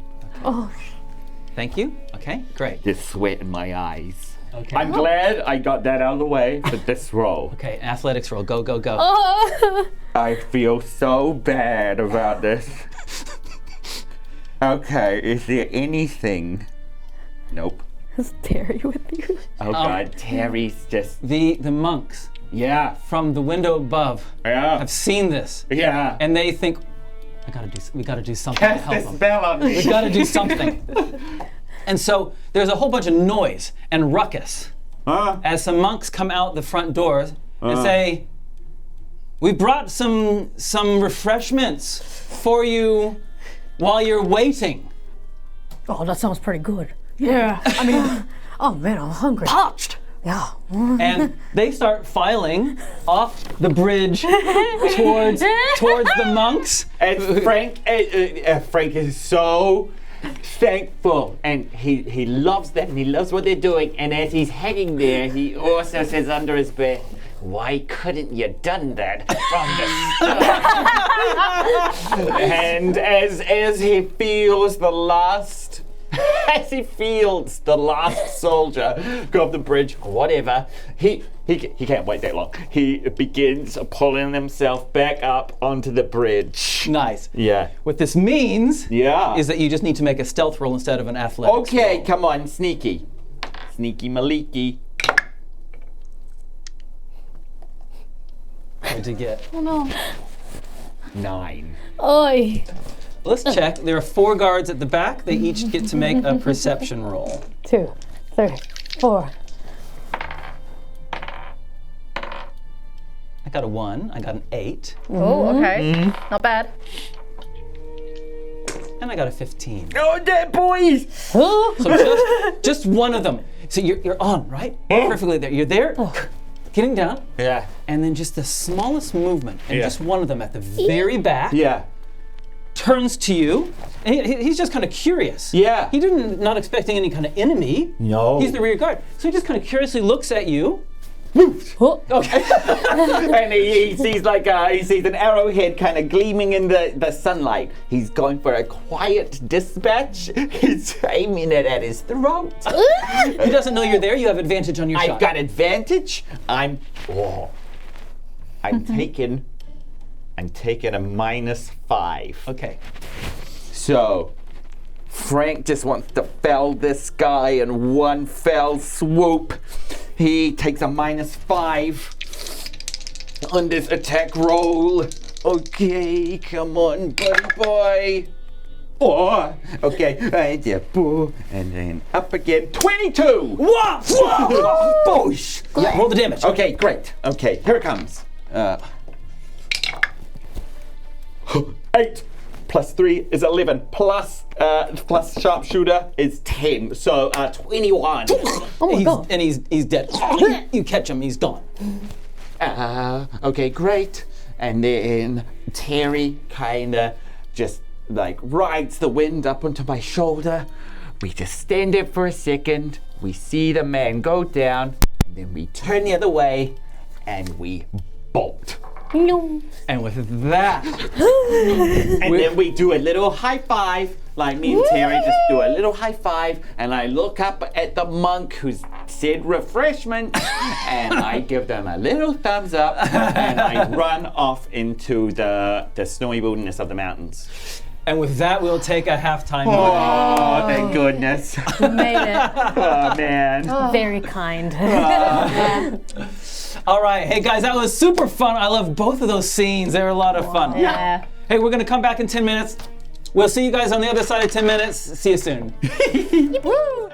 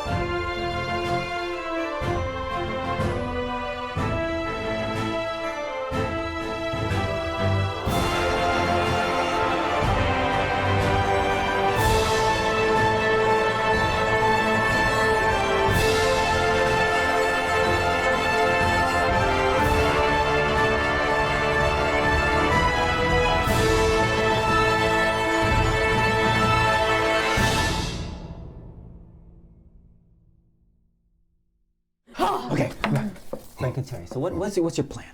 Okay, so I've got to get on this trail, find the princesses. I've done as good a job as I can slowing down the big man. I might have even... Oh no! It's that Kit Kat you didn't Oh, there's a lot of gas. Yeah, I just had Frank just had a delicious chocolatey treat before he left the monastery. They have those at the monastery. They really do. So, he's running down the trail. He needs to find the princesses. He thinks he's done a pretty good job of distracting Cash, maybe even throwing him off the trail altogether. Hopefully, he's like, alas, the scroll was burned in the library. Curse Frank, but I don't need to follow him. So I'm Hopefully. Yeah.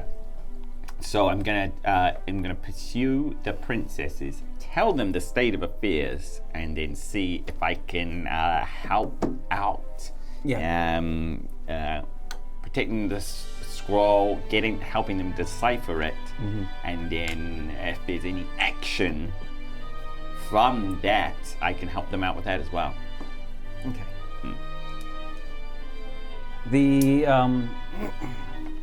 time of day where you are, Yeah. 4 days in the past, is late afternoon. Okay. So there's a little bit of light, but not a lot. But you knew what the others were doing. Yeah. Their plan was to cross the bridge and then go down this trail. Yeah. A goat trail that would go down. So you knew they were on, but you still need to do a survival roll to be able to track them effectively. Okay. This is my forte. And what's your favorite terrain? I do not have one. All right. This is the revised Ranger. All right. So they tweaked a few things. It is a 7.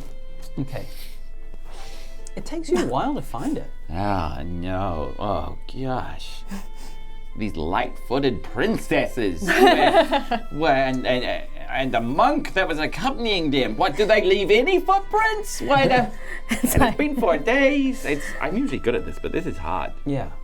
And so you lose a lot of time finding.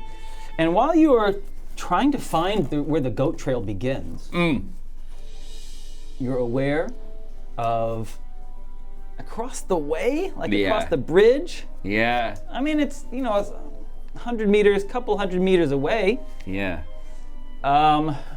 Things are not so relaxed anymore. The guards have started coming to attention, and it looks like they're starting to set up patrols. And it comes to a head when Usha reforms as a dragon and launches herself into the air. Another survival roll, please. Yeah. He watches the form of Usha fly into the sky, and he's just filled with, man, I hate you so much. You're just a real piece of work.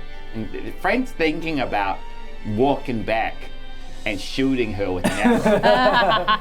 It's like, you're probably the worst thing on the planet. You're high up there. Survival. 19.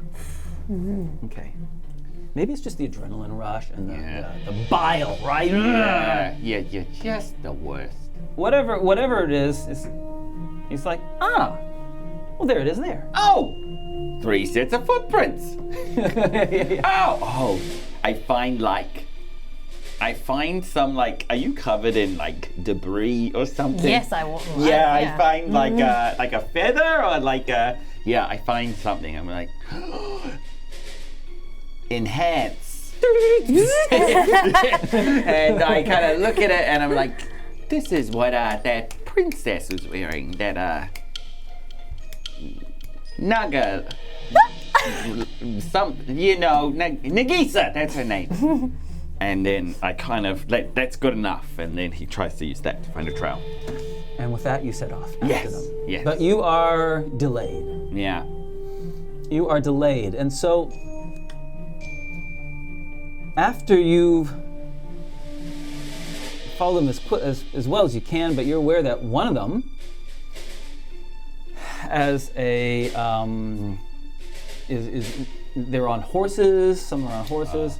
Some of them are on what's yours called again? Oh, mine is. Come on. Sorry. She-char. Yes, she-char. She-char. They're okay. they're fast. So and they got longer legs than you. Oh, But so that shouldn't matter. some people have longer strides than others. Is all I'm saying. Irrelevant. My walking speed is 30 feet, just Very like good. anybody else's. And so unless there are a couple of wood elves, then you are? Yeah. Well then, continue with your point. So you arrive following their trail to the camp where this Song tribe is in time to see Cerci and Nagiisa being taken away quite, into somewhere deeper into the forest. Do they look like they're detained, or are they? They're not chained, they're not tied, they're not being held, but there's definitely guards in front and behind them. Oh. Well, let's just hope it's a sign of respect, I guess. But Frank is still gonna, he's still gonna hang about. He's gonna get closer. He's gonna. Are the people friendly here? Are they just gonna let me in, or? What do you want to do? You've reached the village. What are you wanting to do? Yeah. Great. Yeah. He. Or do they know they're princesses? He wants to make himself known, and he'll be like, "Hey, you got some friends of mine staying here? Someone?" All We'll right. go up to the closest person. You got some friends of mine staying here? All right. And you notice straight away that you've come at a time when there's some tension in the village. Oh. They look at you and says, "Where have you come from?" Says this villager. "Where have you come from?" At a monastery. Another one. Yeah. Yeah, we're just pouring out like ants. Okay. There's been some other people here. Yeah, some Yeah. others, yeah. I think Okay. you probably need to talk to someone who's got a bit more authority than me. Yeah, it looks like they were walking that way. What is that way? What's that way? There's a forest, there's a shaman. Shaman. Okay. Sounds fine. So, okay, you've been lovely. Thank you. Yeah. See ya. Never. and then he'll go off. Okay, you start following him. The villager then off. You're aware of, goes and finds some guards and say that there's another one that's turned up. Meanwhile, let's go back into the underneath the elm. Brun has secured the door. What are y'all doing? I'm waiting to see what Solitaire says. Okay. She says, "We're in a predicament, aren't we?" Well, you have heard the Elm Hermit. He says that we are telling the truth about our mission and our journey. What more can you want? We have he has vouched for us. So why can't you just let us go along? You know that we do not want to hurt you. She says, "It's clearly very valuable. You're not telling lies, though. That's true.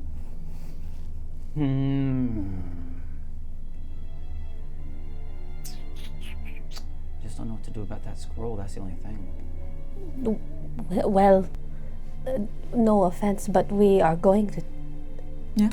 We're going to take it with us. Brun will interject, and he'll make a sign, like he points at the scroll, and then he goes, makes a sign like valuable, and then to like cash, and then he kind of looks quizzically at Salutes. So Nagiisa says, yes. The question I have, she addressed it to you, Brun, is it valuable to us? And we don't know the answer to that. How would it be valuable to you? I don't know. Brun will hold out a hand again, and he will go, and then he takes a long time to say it, and it comes out rasping. And he says, read. Oh, can we? Does the spell that happened from the hermit, does that... He was the only one that could read. He was the only one change. that can... So Nagiisa opens it to check, and it still looks the same. She shows it, but she doesn't hand it over. It died with the hermit. She scrolls it back up and She hides says, this is what I will do. You may go, but I will tell but I will also be informing the head of the Song tribe that you have something of value, but we don't know what it is. And that way, he can decide what to do about it.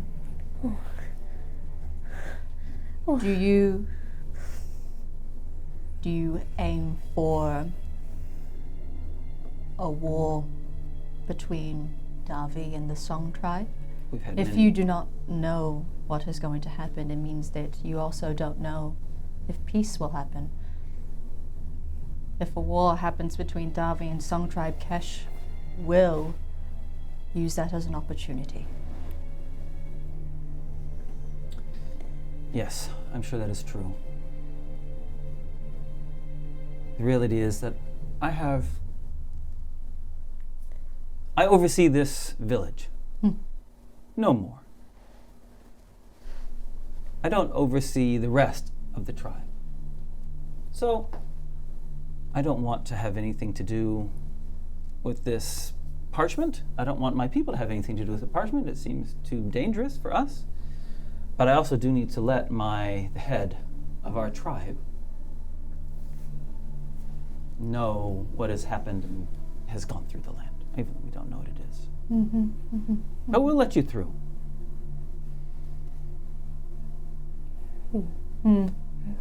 Okay, well, that is good. Brun will move Oh. to the door and unsecure it. Kind of open the door. And then say to the princesses, Kesh, Terra. Nagiisa nods and she says, I know. And I hope he does not touch your tribe the way he has attacked ours. Mine. What will become of our acquaintances? Your husband? Acquaintances. Okay. I know we said that we are not really, we're not close to them, but they are part of our mission. What will happen to them is I don't want them around us. They can travel with you as well. They'll have to pay a small price. Oh, I think they might have some gold. Maybe. Okay. What kind of small price? And could we pay it for them? Yes, of course. Yes. She says, what do you think? Should we say 5 gold pieces each? I take off my silk belt that Galter gave to me. That was expensive. And I hand it. Okay. Oh, she says, oh, this is beautiful. This is very beautiful. Is this Ragasi silk? It was silk that Galter gave to me. He did not tell me the origin of it. Only it was just used as a marital gift. Will he not be offended that you have given away his wedding gift to you? Would he be offended if that meant a bit of his life would be taken away? I think that's a very valid point. So she wraps it around her waist, ties it in a loose knot. So it is beautiful. Thank you. I'll say that's worth 2 of them. So 5 more gold pieces, and I think we're even. I tap my pockets. I have a scroll case tucked with notes. Brun will, I have a herbalism kit. Brun will step in and he'll look at Salutes and he'll kind of just like, Oh. Yes. greedy. Oh, My... well, I wasn't gonna say it. He said... Well, she says... Okay. Brun has served our tribe for many years, and indeed longer than I have. Let us go back and find your companions. Truby, you're going back to Frank now. Frank, entering the clearing,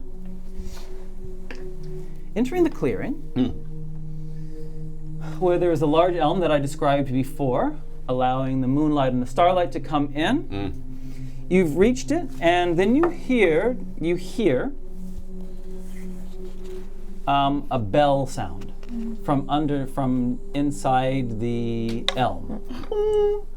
But as it is sounded underneath, it's like it resonates with the elm in some kind of magical way, and it peals out this ding-a-ling-ling-ling-ling-ling, lingers in the air, and the bell sound carries across up the hill from where you are. There are 2 other Song Tribe guards at the entrance to the small steps that go into the hermit's lair, for want of a better word. Otherwise, there's just the opening, the elm, trees all around in a circle, and there's you. Yeah.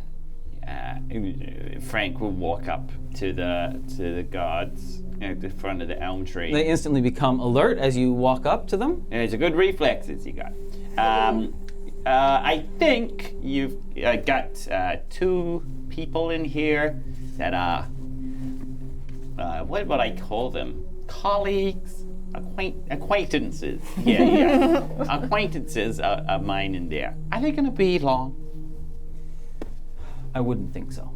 Okay, great. Are you paid to think? Wow. Yeah. One of them bristles and steps forward towards you. He's got a Hey, spear. Don't overreact. Look, what am I going to do? I'll wait. Yeah. Shorty. You got some. He steps back. Oh no, he didn't. Hold on. Did you just say? Can you just say that again? I thought I heard something. He says, don't know where you're from, Runt, but we've got a job to do. Yeah. We don't like it when you come up here and insult us. Right. This guy's brutal. Right. Yeah. I guess that goes 2 ways, huh? I guess that goes 2 ways. Hey, how long you done your job for?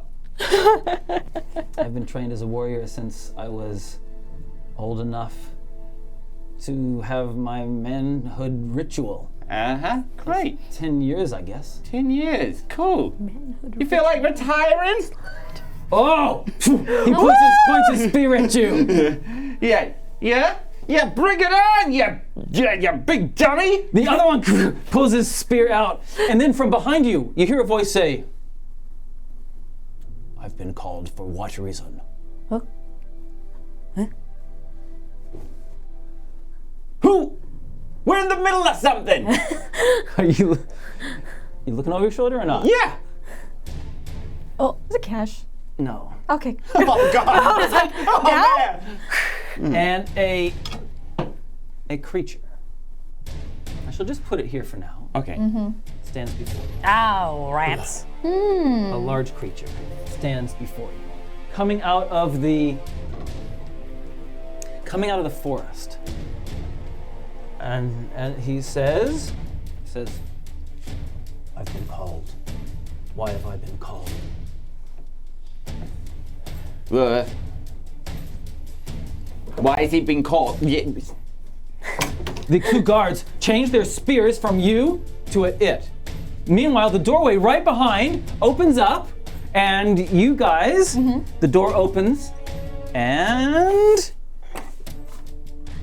out you come. Let me just give me a moment just to quickly set up this scene, okay? It's just going to take the briefest of moments. The large elm, for our sake, is going to be. I need to make it taller. I need to make it much taller. This will do. I might rotate it 90 degrees. Sorry. I'll be fast No, again. it's all good. Rotate it 90 Looking degrees. great though. Yeah, Okay. Looks like chocolate. it does. Wow. She's absolutely fiending now. Guys, can you put trees Yay! around? Yes. He's on the edge of the forest. Sorry. All the leaves are brown. The leaves are brown. Never I want to, all I have to Oh, we didn't put blue tack on these.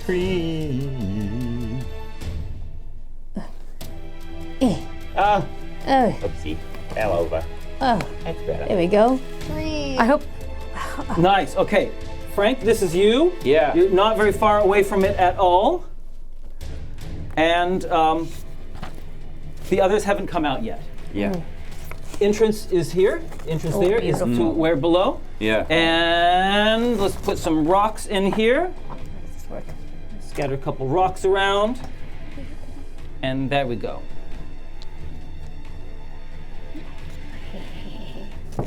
Love it. Cool. All right, and we're on. Woo. Yeah. Oh, that looks pretty. Frank, you're the first. You're the first. You're the fastest. Oh. He turns around with his bow and arrow, and then he looks at the guards, and he's like, "What? This guy's not with you? They go, no! Some kind of fiend! A fiend? Yeah, I mean he's pretty fiendish. You gonna clobber me? And he rushes you. You guys take it too long. He rushes straight for you. He might have been nice. I can't shoot this guy if I don't know if he's a meanie or not. Well, he rushes for you. Whoa! Well, let's roll initiative, shall we? Okay. You can roll for your entire team, and I will roll for it. Okay. That is a Oh, I got a good roll. 20. I didn't get that good a roll. As soon as he starts lumbering towards us and looking mean, and Frank's like, all right, and then he will fire one into his knee. Go for it. That is a 13. A 13 is not good enough. Ah, gonna correct that and just aim a little bit better, and natural 1.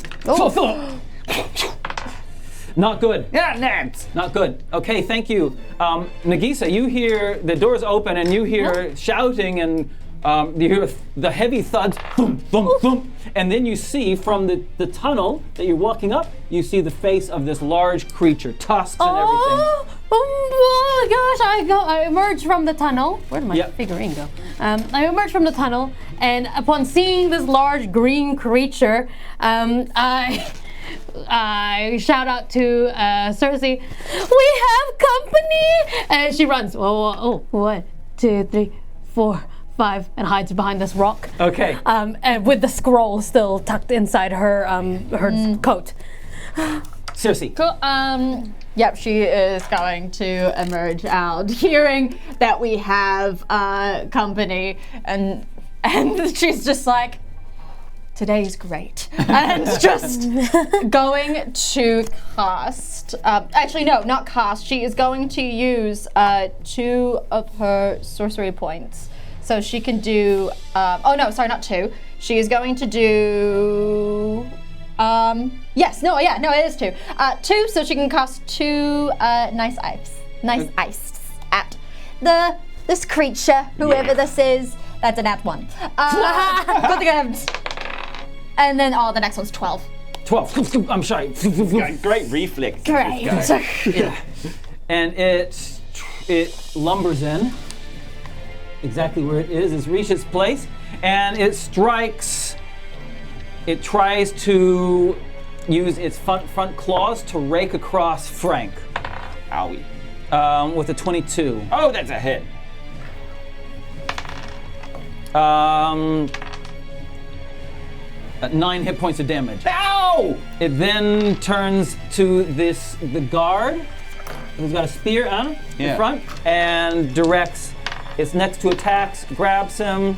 Both attacks hit.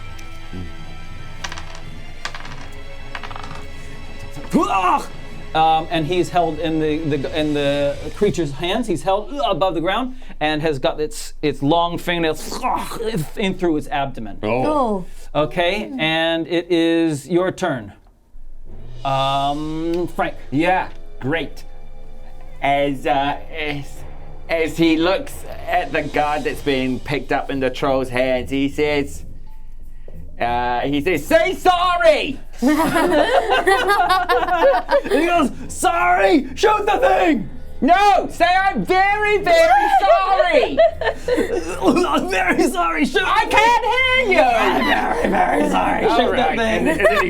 And then he tries to shoot at the hand holding the guard. There we go. 25. Oh, that hits him. All right. I roll my damage. That is 6 plus 3 is 9 plus 2 is 11, and I will use Fury of the Small. Woo. I use the anger from the guard and I channel it into the arrow. Fury of the Small. I add my level onto the damage, so that becomes 16 points of damage. Nice. Great. And then, as I look at this thing, and I'm just like, you're just a big, gosh, not even your mother could love you. And I put Hunter's Mark on this thing. Okay. And then I go for my other extra attack, and I just try to shoot this one at him, and it goes, boom, it's a 10. 10 is not good enough. Yeah. Okay, thank you. Nagiisa. Nagiisa looks at this creature and she has this moment of figuring out if this creature is worth sparing their life or if she should be doing something about it, because it's not quite like the Vossachar or like the animals that just live. Like it looks like it's wanting to do damage and malice, and she thinks, oh, but no, she's not the judge of who should have their life taken and to have it spared. So she just puts her hand on the ground, and from the bottom of the troll, dark black ice roots start entangling it, and hopefully it is restrained. That's what the word is. What does it need to make? A strength save? Yes, a strength saving throw, or you will be restrained by entangling plants until the spell. 17. Oh yeah, it starts crawling up, but because it feels the magic feels my doubt, it freezes. Yeah. And it just gets stomped on. Oh. Cerci. I am going to cast. I'm going to see this. Oh, sorry. Did the entangle? Nope. Failed. It failed. Cool. Sweet. I'm going to see exactly what Nagiisa is doing, and basically do a hold person. They have to do a wisdom saving throw. Does it? Can you use Does it it on work? the troll? No, It's you a can't. humanoid. Is it humanoid? You can try. You try. I've had the same thing. And its mind is so different from yours Cool. that it doesn't do anything but burn a spell slot. Oh, perfect. Yep. Two sorcery points, quick and spell. Okay. Cast Ray of Frost. Okay. Oh, nice. And so Nice. that's going to be 7 plus 8. That's 15. You hit! Perfect! Amazing. And so that's going to be 2d8. That's perfect. Yeah, we're level 5. 1, Yeah. 3. That is only just going to be 4 points of damage, but its speed is reduced by 10 feet. Okay, great. Nice. The soldiers rush out. This soldier tries to get around and flank, and attacks, stabs it very well. The one is impaled on the creature's claws strikes as well. Oh, they both hit. They both do damage. I'll take control of Brun. Drop. Nice. Here you go. Scratch character. Brun comes out. Brun runs in, uses the great axe. Okay, I'll pull a character out for Brun in a second. All right, thank you. It's the creature's taken a big beating, and then what happens is something really weird. The arrow that hit so perfectly, it kind of just pops out, and the wound heals. He's still badly hurt, but not as badly as before, and I'm gonna get a mini for Brun. Okay, back up to you. As the arrow pops out on the ground, he's like, oh, okay, recycling. Picks it up off the ground. He's like, I too can be somewhat eco-friendly. And he fires the arrow at the troll again. 26. That definitely hits. Yeah, great. And cool, we're gonna roll damage. We're gonna roll Hunter's Mark on top of it. I think Hunter's Mark is a D6 actually. So we're gonna attack. Yeah.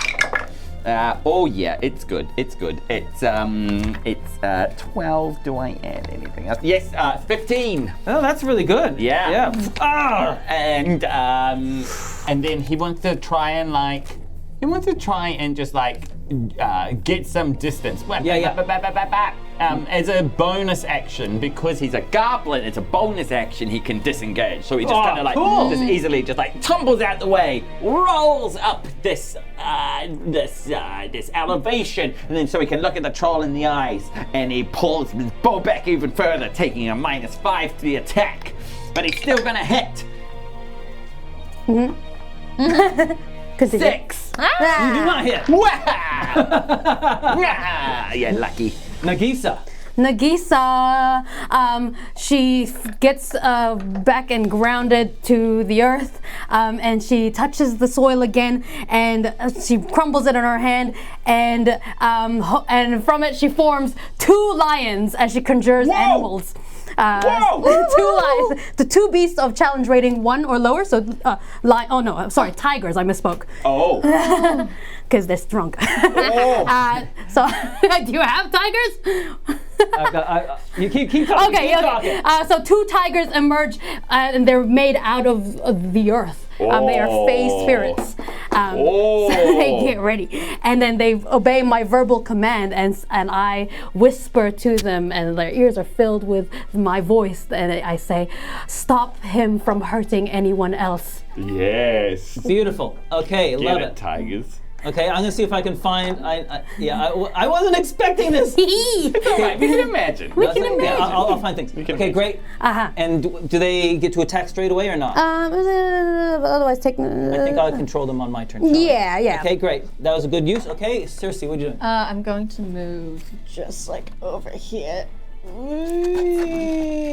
wanna go here? Yeah, and I'm going to cast 2nd level Ice Knife. Do you know what I forgot when I did Ice Knife last time? What? That the troll needed to do a dexterity saving throw. That's a pity. Yeah, so I'm gonna, remember that now. So I'm gonna do Ice Knife again, basically. Yes. And hope for the best. I'm not doing great. 11. Oh, yeah, there are some days. And I I think think one of those days. I think today is the day. What, did you say it was a saving throw thing? Or? No. I could do an attack and then they do a dexterity saving throw. I see. Yes, but Sorry. I don't even get it at all, so it doesn't really. Sorry. Oh, hit or miss. The shard then explodes. Yeah, So the dexterity saving throw now. Here comes the dex save. That's what I was like. Fail. Oh, miss. Doesn't matter. Cool. Amazing. 2d6. 6. 5. Yay! Good. Well, you guys have done a lot more damage this round, that's for sure. Yeah. Okay. It is Guards? Tigers. tigers and guards. Yes. Yeah. Okay. Tigers Classic combo. Guards. Stab, stab. Stab, miss. Brun. Tigers. What are the tigers? Tell me. They can either bite, or they can claw, or they can pounce. All right, so if a tiger moves at least 20 feet straight toward a creature and then hits it with a claw attack on the same turn, then the target must succeed a DC 13 strength or be knocked prone. And they can use a Whoa. bonus action to bite it. Okay, he succeeds both of them. They try to pounce, but nothing. Cool. Is that their movement? That's their turn. All right, they tried. They're still there, Oh, cool. aren't they? How long does it last? They last for an hour. Yeah. Nice. Right, so they're still there. Okay, but that's their But turn I have for to now. concentrate. Okay, Yeah. the damage between Brun and all the other attacks has definitely taken more of a has done more, and this creature is looking hurt. But again, the wounds, some of the wounds heal up again. He ends the life of the guard in his hands. He just opportunity. Not opportunity attack at advantage. That's the what he guard gets. is destroyed and thrown. He's going to try. I'm going to give him a little intelligence check to see if he can see where that magic is coming from. Ooh. He doesn't like magic and he can't figure it out. He's too dumb. And so he's just going to attack what's in front of him, which are the two lions. A 1, 2, 3. He attacks one of the lions. They will defend themselves. Hit.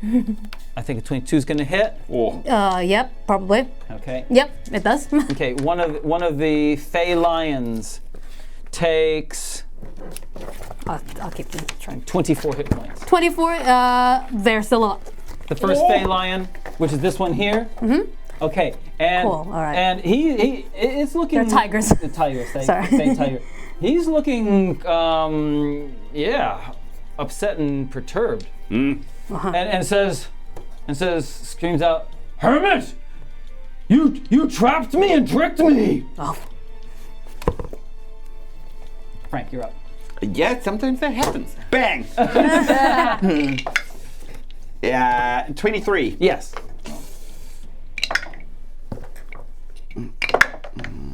10 plus 2 plus 3, 15. Yeah. Oh, geez, that's wow. Second attack. One. Yep. 25. Hit. Oh my goodness. 15. Ooh. And you finish him. One each eye. And the beast. It was actually. Ugh. The battle was short. Wow. It's a huge beast, but you have felled it. Incredible. Wow. It hits the ground with a thud. The tigers are gonna start trying to eat it. And then Nagiisa's gonna run over and try and get them to stop. No. And then as like fur and cries for cessation raining out, Frank wants to walk over the thing and walk onto its chest and look down into its eyes and say, "Not so big now, are you, tough guy?" And its eyes open. Oh! Why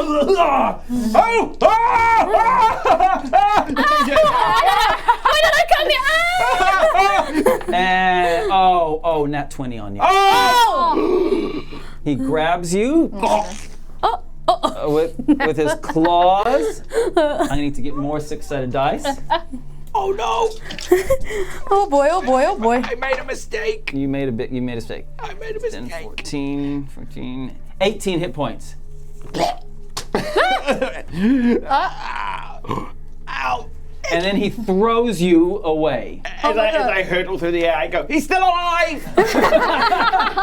He throws you, boosh, Hey. right next to this rock. Yeah. He stands up, Oh. and he tries to brush his way past, boosh, and get past. The two tigers, plus Brun and this soldier, can make opportunity attacks. They will do two claw bites.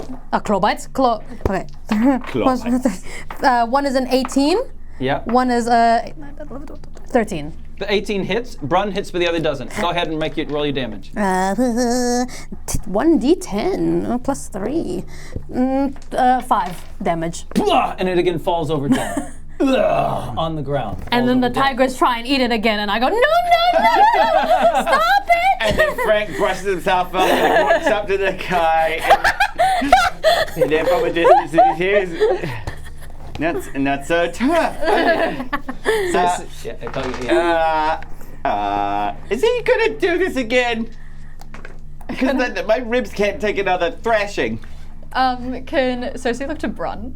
Yeah. And can I just want to request to Brun decapitation? Brun. Oh yes, I'm the new Brun. You're decapitation. Good idea. And the creature goes, stands up again, and and is going to. The two people are the closest are the guard and one of the soldiers and Brun. So he attacks both of them.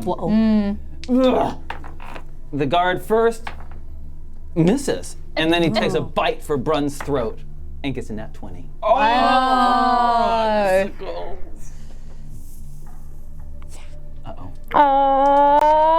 Maybe should have been quicker on the decapitation. He doesn't kill Brun. It lands on his shoulder instead, and takes a bit of flesh off. But Brun is alive, remarkably so. Fun. Okay, and the top of the batting order again. God, stick with your freak! And then you'll shoot at this thing. 17. Yeah, you still hit. Okay, and here comes some damage. 13.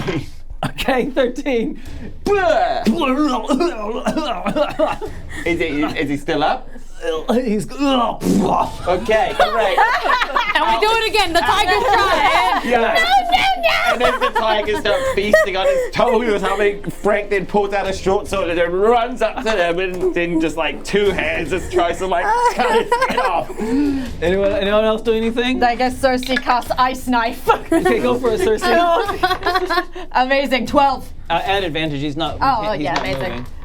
Nat 20. Yay!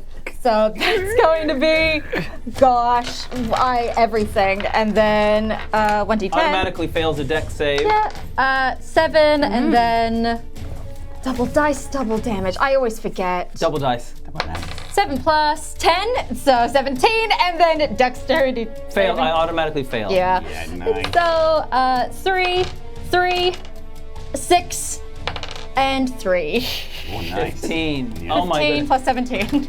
It shatters. The ice knife does most of the work. Yeah. Just even before you're there, ice knife goes in, and then the shattering Explodes. explodes in its head. Is the head decapitated? It's gone. The head's gone. The head's decapitated, Oh. and much of it is all over the place. Okay. Oh. And then then he looks around, and then he walks back onto the chest, and he says, "Not so tough now, The tigers go on him. The tigers are rah, rah, rah, rah.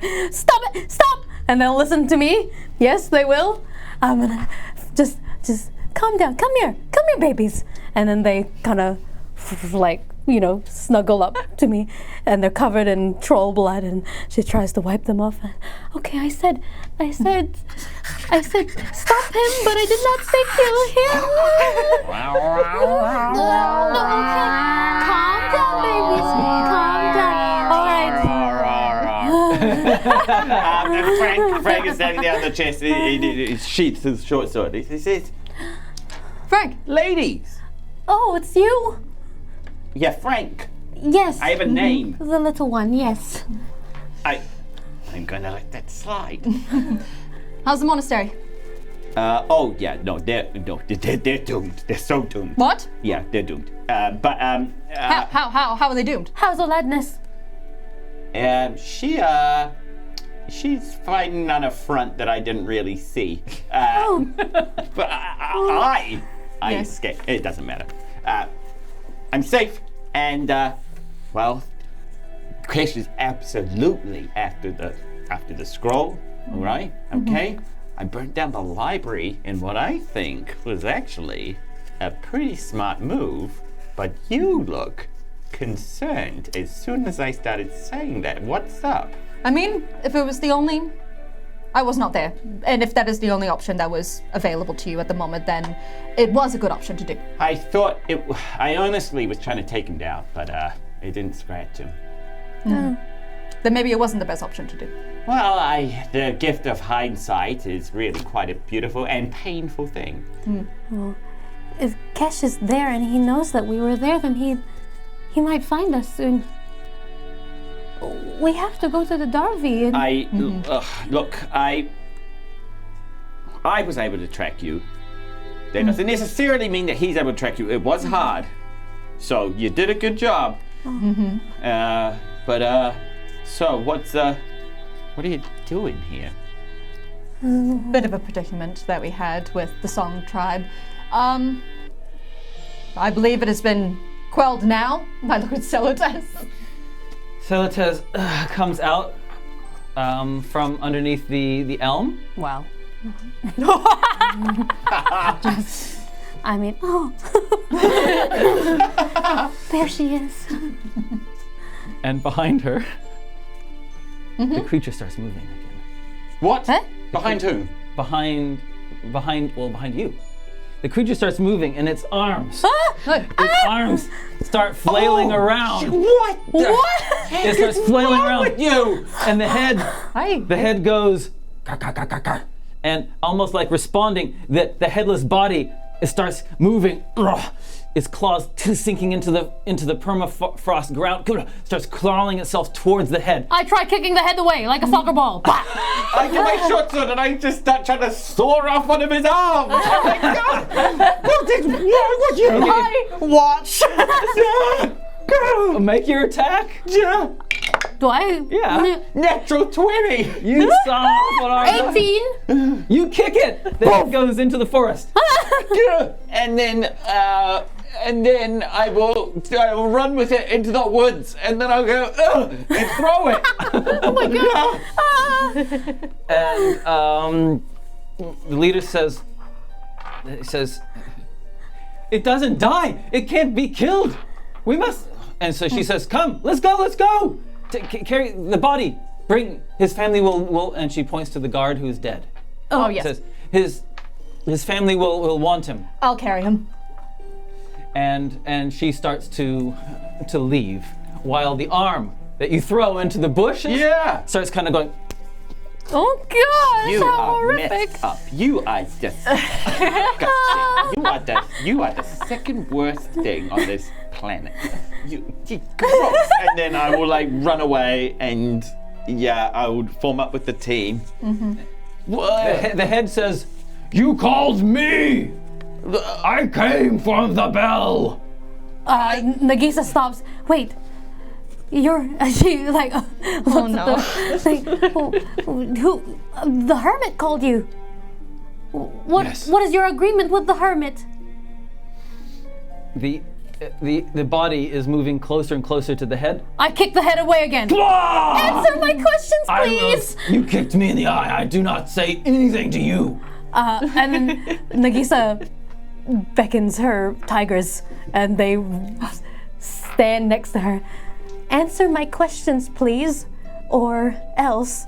And she looks over to the tigers, and they're like salivating. What is the salivating? Yeah. That's the word. And like they really would like to eat.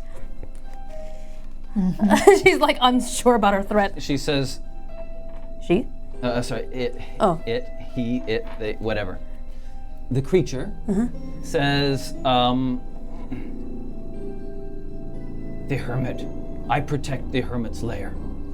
The hermit feeds me. Okay. Alright. Okay. Cerci's gonna walk over, still holding the soldier. Is like, so your contract was with the hermit. Unfortunately, your contract has now become null as the hermit has died. Yeah, he's also got his. Well, I just caught a glimpse inside the underdress. Is it the guy that doesn't have a head? Yes. Yeah, that's Something doesn't you have guys have head. in common. Look at you both. Isn't that nice? The arm has almost reached the head by now. Oh, jeez. Oh.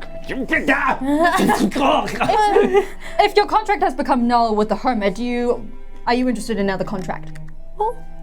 I do not know this word contract. Agreement. Agreement. Deal? Deal. Feet. Yes, yes. The body is pushing its way past Raylene. It is 10 feet away from the head. As quickly as I possibly can, I am going to explain the idea that what if you protect the Song Tribe? They offer to feed you. All right, yeah, hit me with the persuasion roll. This isn't an intelligent okay. creature, but it's an intelligent. Let's see what happens. God, I want to. I have a nice persuasion. Come on. Oh yes. Okay, that's a 23. Are you going to stop the reformation as the body? It's going to take longer than it takes for the body to reach the head. Every time it gets close, I'm gonna keep kicking the head away. And you're. Yeah, sure. Look. The creature just says, during the winter, food hard to get. Yeah. Yes, we understand that. Of Yeah, course. yeah. Yeah. It's dog eat dog out there. I Yeah. do not like dogs. You eat dogs? No, it's a figure of speech, but you're stupid. Keep going. Keep going. If they bring food. I'm sure. I'm sure they would. Yes, Simitas, that sounds like a good deal, agreement, contract even. I don't. Yes, this contract word very strange. But you get the basic concept. I get the idea. Okay. I do not eat you, or you, or you, or you. Oh, okay. Yeah, yes. The list is non-exhaustive. Is that? Yes. Look, you answer to this lady. She lady give me food. Yes, she lady tell you who to not eat. I'm talking like you now. You're making me stupid. You say I stupid? You are stupid. I stupid. All right. Yeah, do what she says. Right? Yep. So it says, we can provide you food if you do not attack our village and if you help our patrols from time to time. It says, I like goat. Oh, Wow. oh. Well, I hear the Davi also have a large goat herd as one of our farms. Maybe a lovely trade towards your Song Tribe of goat meat could be offered to you as help. That's worth more than 5 gold pieces that you're asking from us. It's also pretty worth the secret. Some confidentiality. Okay. Well, this is all resolved in a way I did not foresee happening. Very, Wait, what were you thinking? This is the only thing that I was thinking. Very A negotiation? yeah, it's good. Yeah. I'm not complaining. Can I have my body? Do you pinky promise not to attack us? I contract not to attack you. That's good. That's good. Nagiisa holds out her pinky. He holds up the claw. Oh. The claw is as long Like as your this. entire Oh my hand. god. Holds out his claw and goes, Ah! do I rip your finger? Is this what we do? No. No. Bad. Gentle. Bad big green boy. And she takes her hand back. Stupid. Stupid. You have to do what's bad. You have to do what Stupid. what Big Mama says. Okay. Collects his other arm, puts it on, Oh. squishes it, so it's in the right place. The skin Yeah. fuses. Yeah. Stupid and ugly. Wrong way. Oh God. He pulls it off and reattaches So it. disgusting. That is so we have to leave if I fascinating. lose my lunch. I'll help out the troll. I'm gonna cast mending on his arm. Well, mending on like the clothes that he was Nature like is wearing. beautiful, isn't it? Yeah. Nature's. Wow. And One day I'll learn how to do that. That's not nature, by the way. That's not nature. And it goes off and says, I contract. And goes off into the forest. Nagiisa pats her fey tigers, and says, I'm sorry you do not eat, but it is time to go home now. And then she just pushes them into the ground and they crumble. Oh, they were nifty. Can you make a stone one of him? And he points at Terry on the shoulder. A stone one? Is that what the? That's quite I've never tried. It's nifty. I liked them. They were cute. They're friends from the other side. Okay, now it's creepy, but okay, but still a little bit cute. So, what are you doing here? Leaving. Oh, okay, great. We Just will in leave time. now. We have security and a free pass to go through the Song Tribe straight to the Derby. We just need to pick up a few acquaintances. Your husband. I forgot about him. Everyone seems to. Yeah. We will, yes, we will go grab the monks and my husband first, and then we should. Acquaintances? Plural. Plural, the Plural. monks. Remember the one that left with us? And then another one showed up. Yes, Okay. another one showed. Okay, great. She's Sister Anova. yes. Lovely. Possibly the last 2 monks on the face of the earth, but yeah, sure. Yeah, you really did not explain how the monastery is in doom. Well, I just don't see how you stand up against Kesh himself and 2 dragons, so. 2 dragons. Yeah. Well, you know, I think Oladness would have done really well there. I'm sure that she got out or she's defeated Kesh maybe. Yeah, it could have happened, it could have happened. Cerci's not looking, Cerci's not talking, Okay, because she will say truth. Yeah, it could have happened. It definitely could have happened. Well, I cannot wait to look at her again Yeah, and to see her. Yeah, Hopefully she will be at the Derby tribe when we I arrive. can't wait to see her again. She's walking ahead. Cerci's walking ahead. So then, the next morning, Yay. we see the 3 of you, plus Feku, Oh, yes. Goltar, and Sister Anova. 6 of you. Wow. Leaving the Song Tribe village, Yeah, regular old party. heading downhill towards the plains, the cold plains.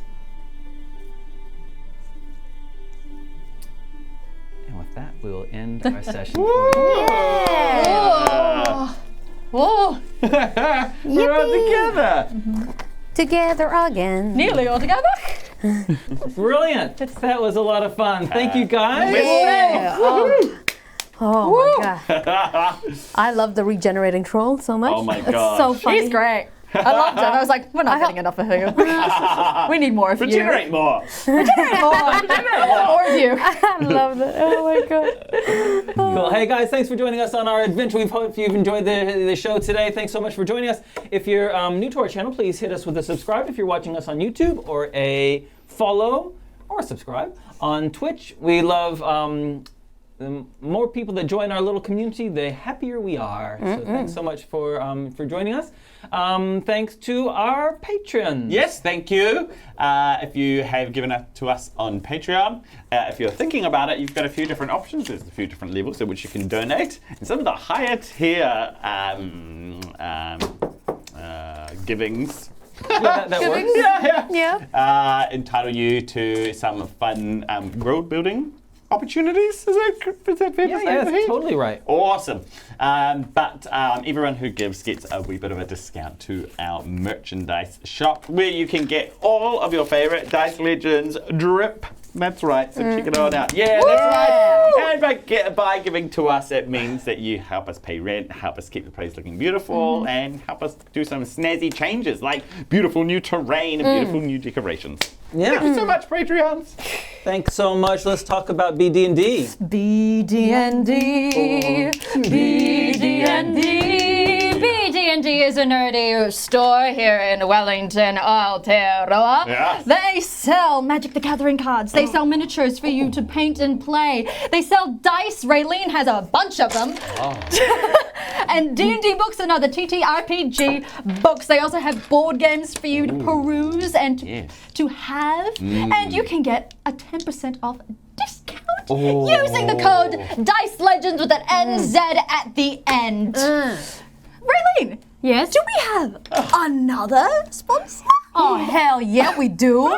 Hey, if you really love dice like me, then check out D20 Collective, where they have acrylic dice, they got metal dice, they got like dice that light up, they got special dice with things inside of them, glittery dice, metal dice. Oh, did I say that already? Oh, they got a whole range of dice. And if you want a discount, put in Kiwi Legends at the checkout thingy, and then you will get 10% off. So that's D20 Collective. Write it down in your browser right now. Go. I will wait. And, you know, while you're putting that in, let me tell you about another wee sponsor that we have, and that is World Anvil. Ooh. Maybe you're a DM, a GM, you know, of any TTRPG. Maybe you're an author who writes books. You know, an author who writes books. Who would have thought? Well, maybe you need a place to store and document all of your world building information. Well, World Anvil is the place to do that. They have all kinds of awesome document linking tools, interactive maps that you can make, rollable tables, player handouts, which I personally love. You know, I love a good player handout. If you want to see it in action, then check out the stream tomorrow where you'll see Vahid world building using World Anvil. Your chance to check it out and then maybe get it for yourself. Yeah. Thanks, World Anvil. Thanks very much, guys. And thanks also to our moderators. Thank you, moderators. Thank you, guys. I really appreciate everything you do for us.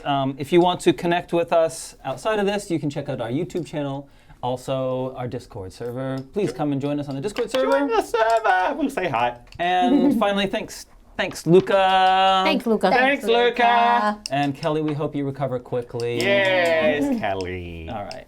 All right, what we're going to do is we're going to roll the credits, and then we're going to raid straight away. So actually, I'll talk back on the other side just for a little bit, and then we're going to raid, but we're not going to hang around for very long. All right, guys, thanks very much. Catch you soon. Thanks for coming. Bye. Kalnour you later.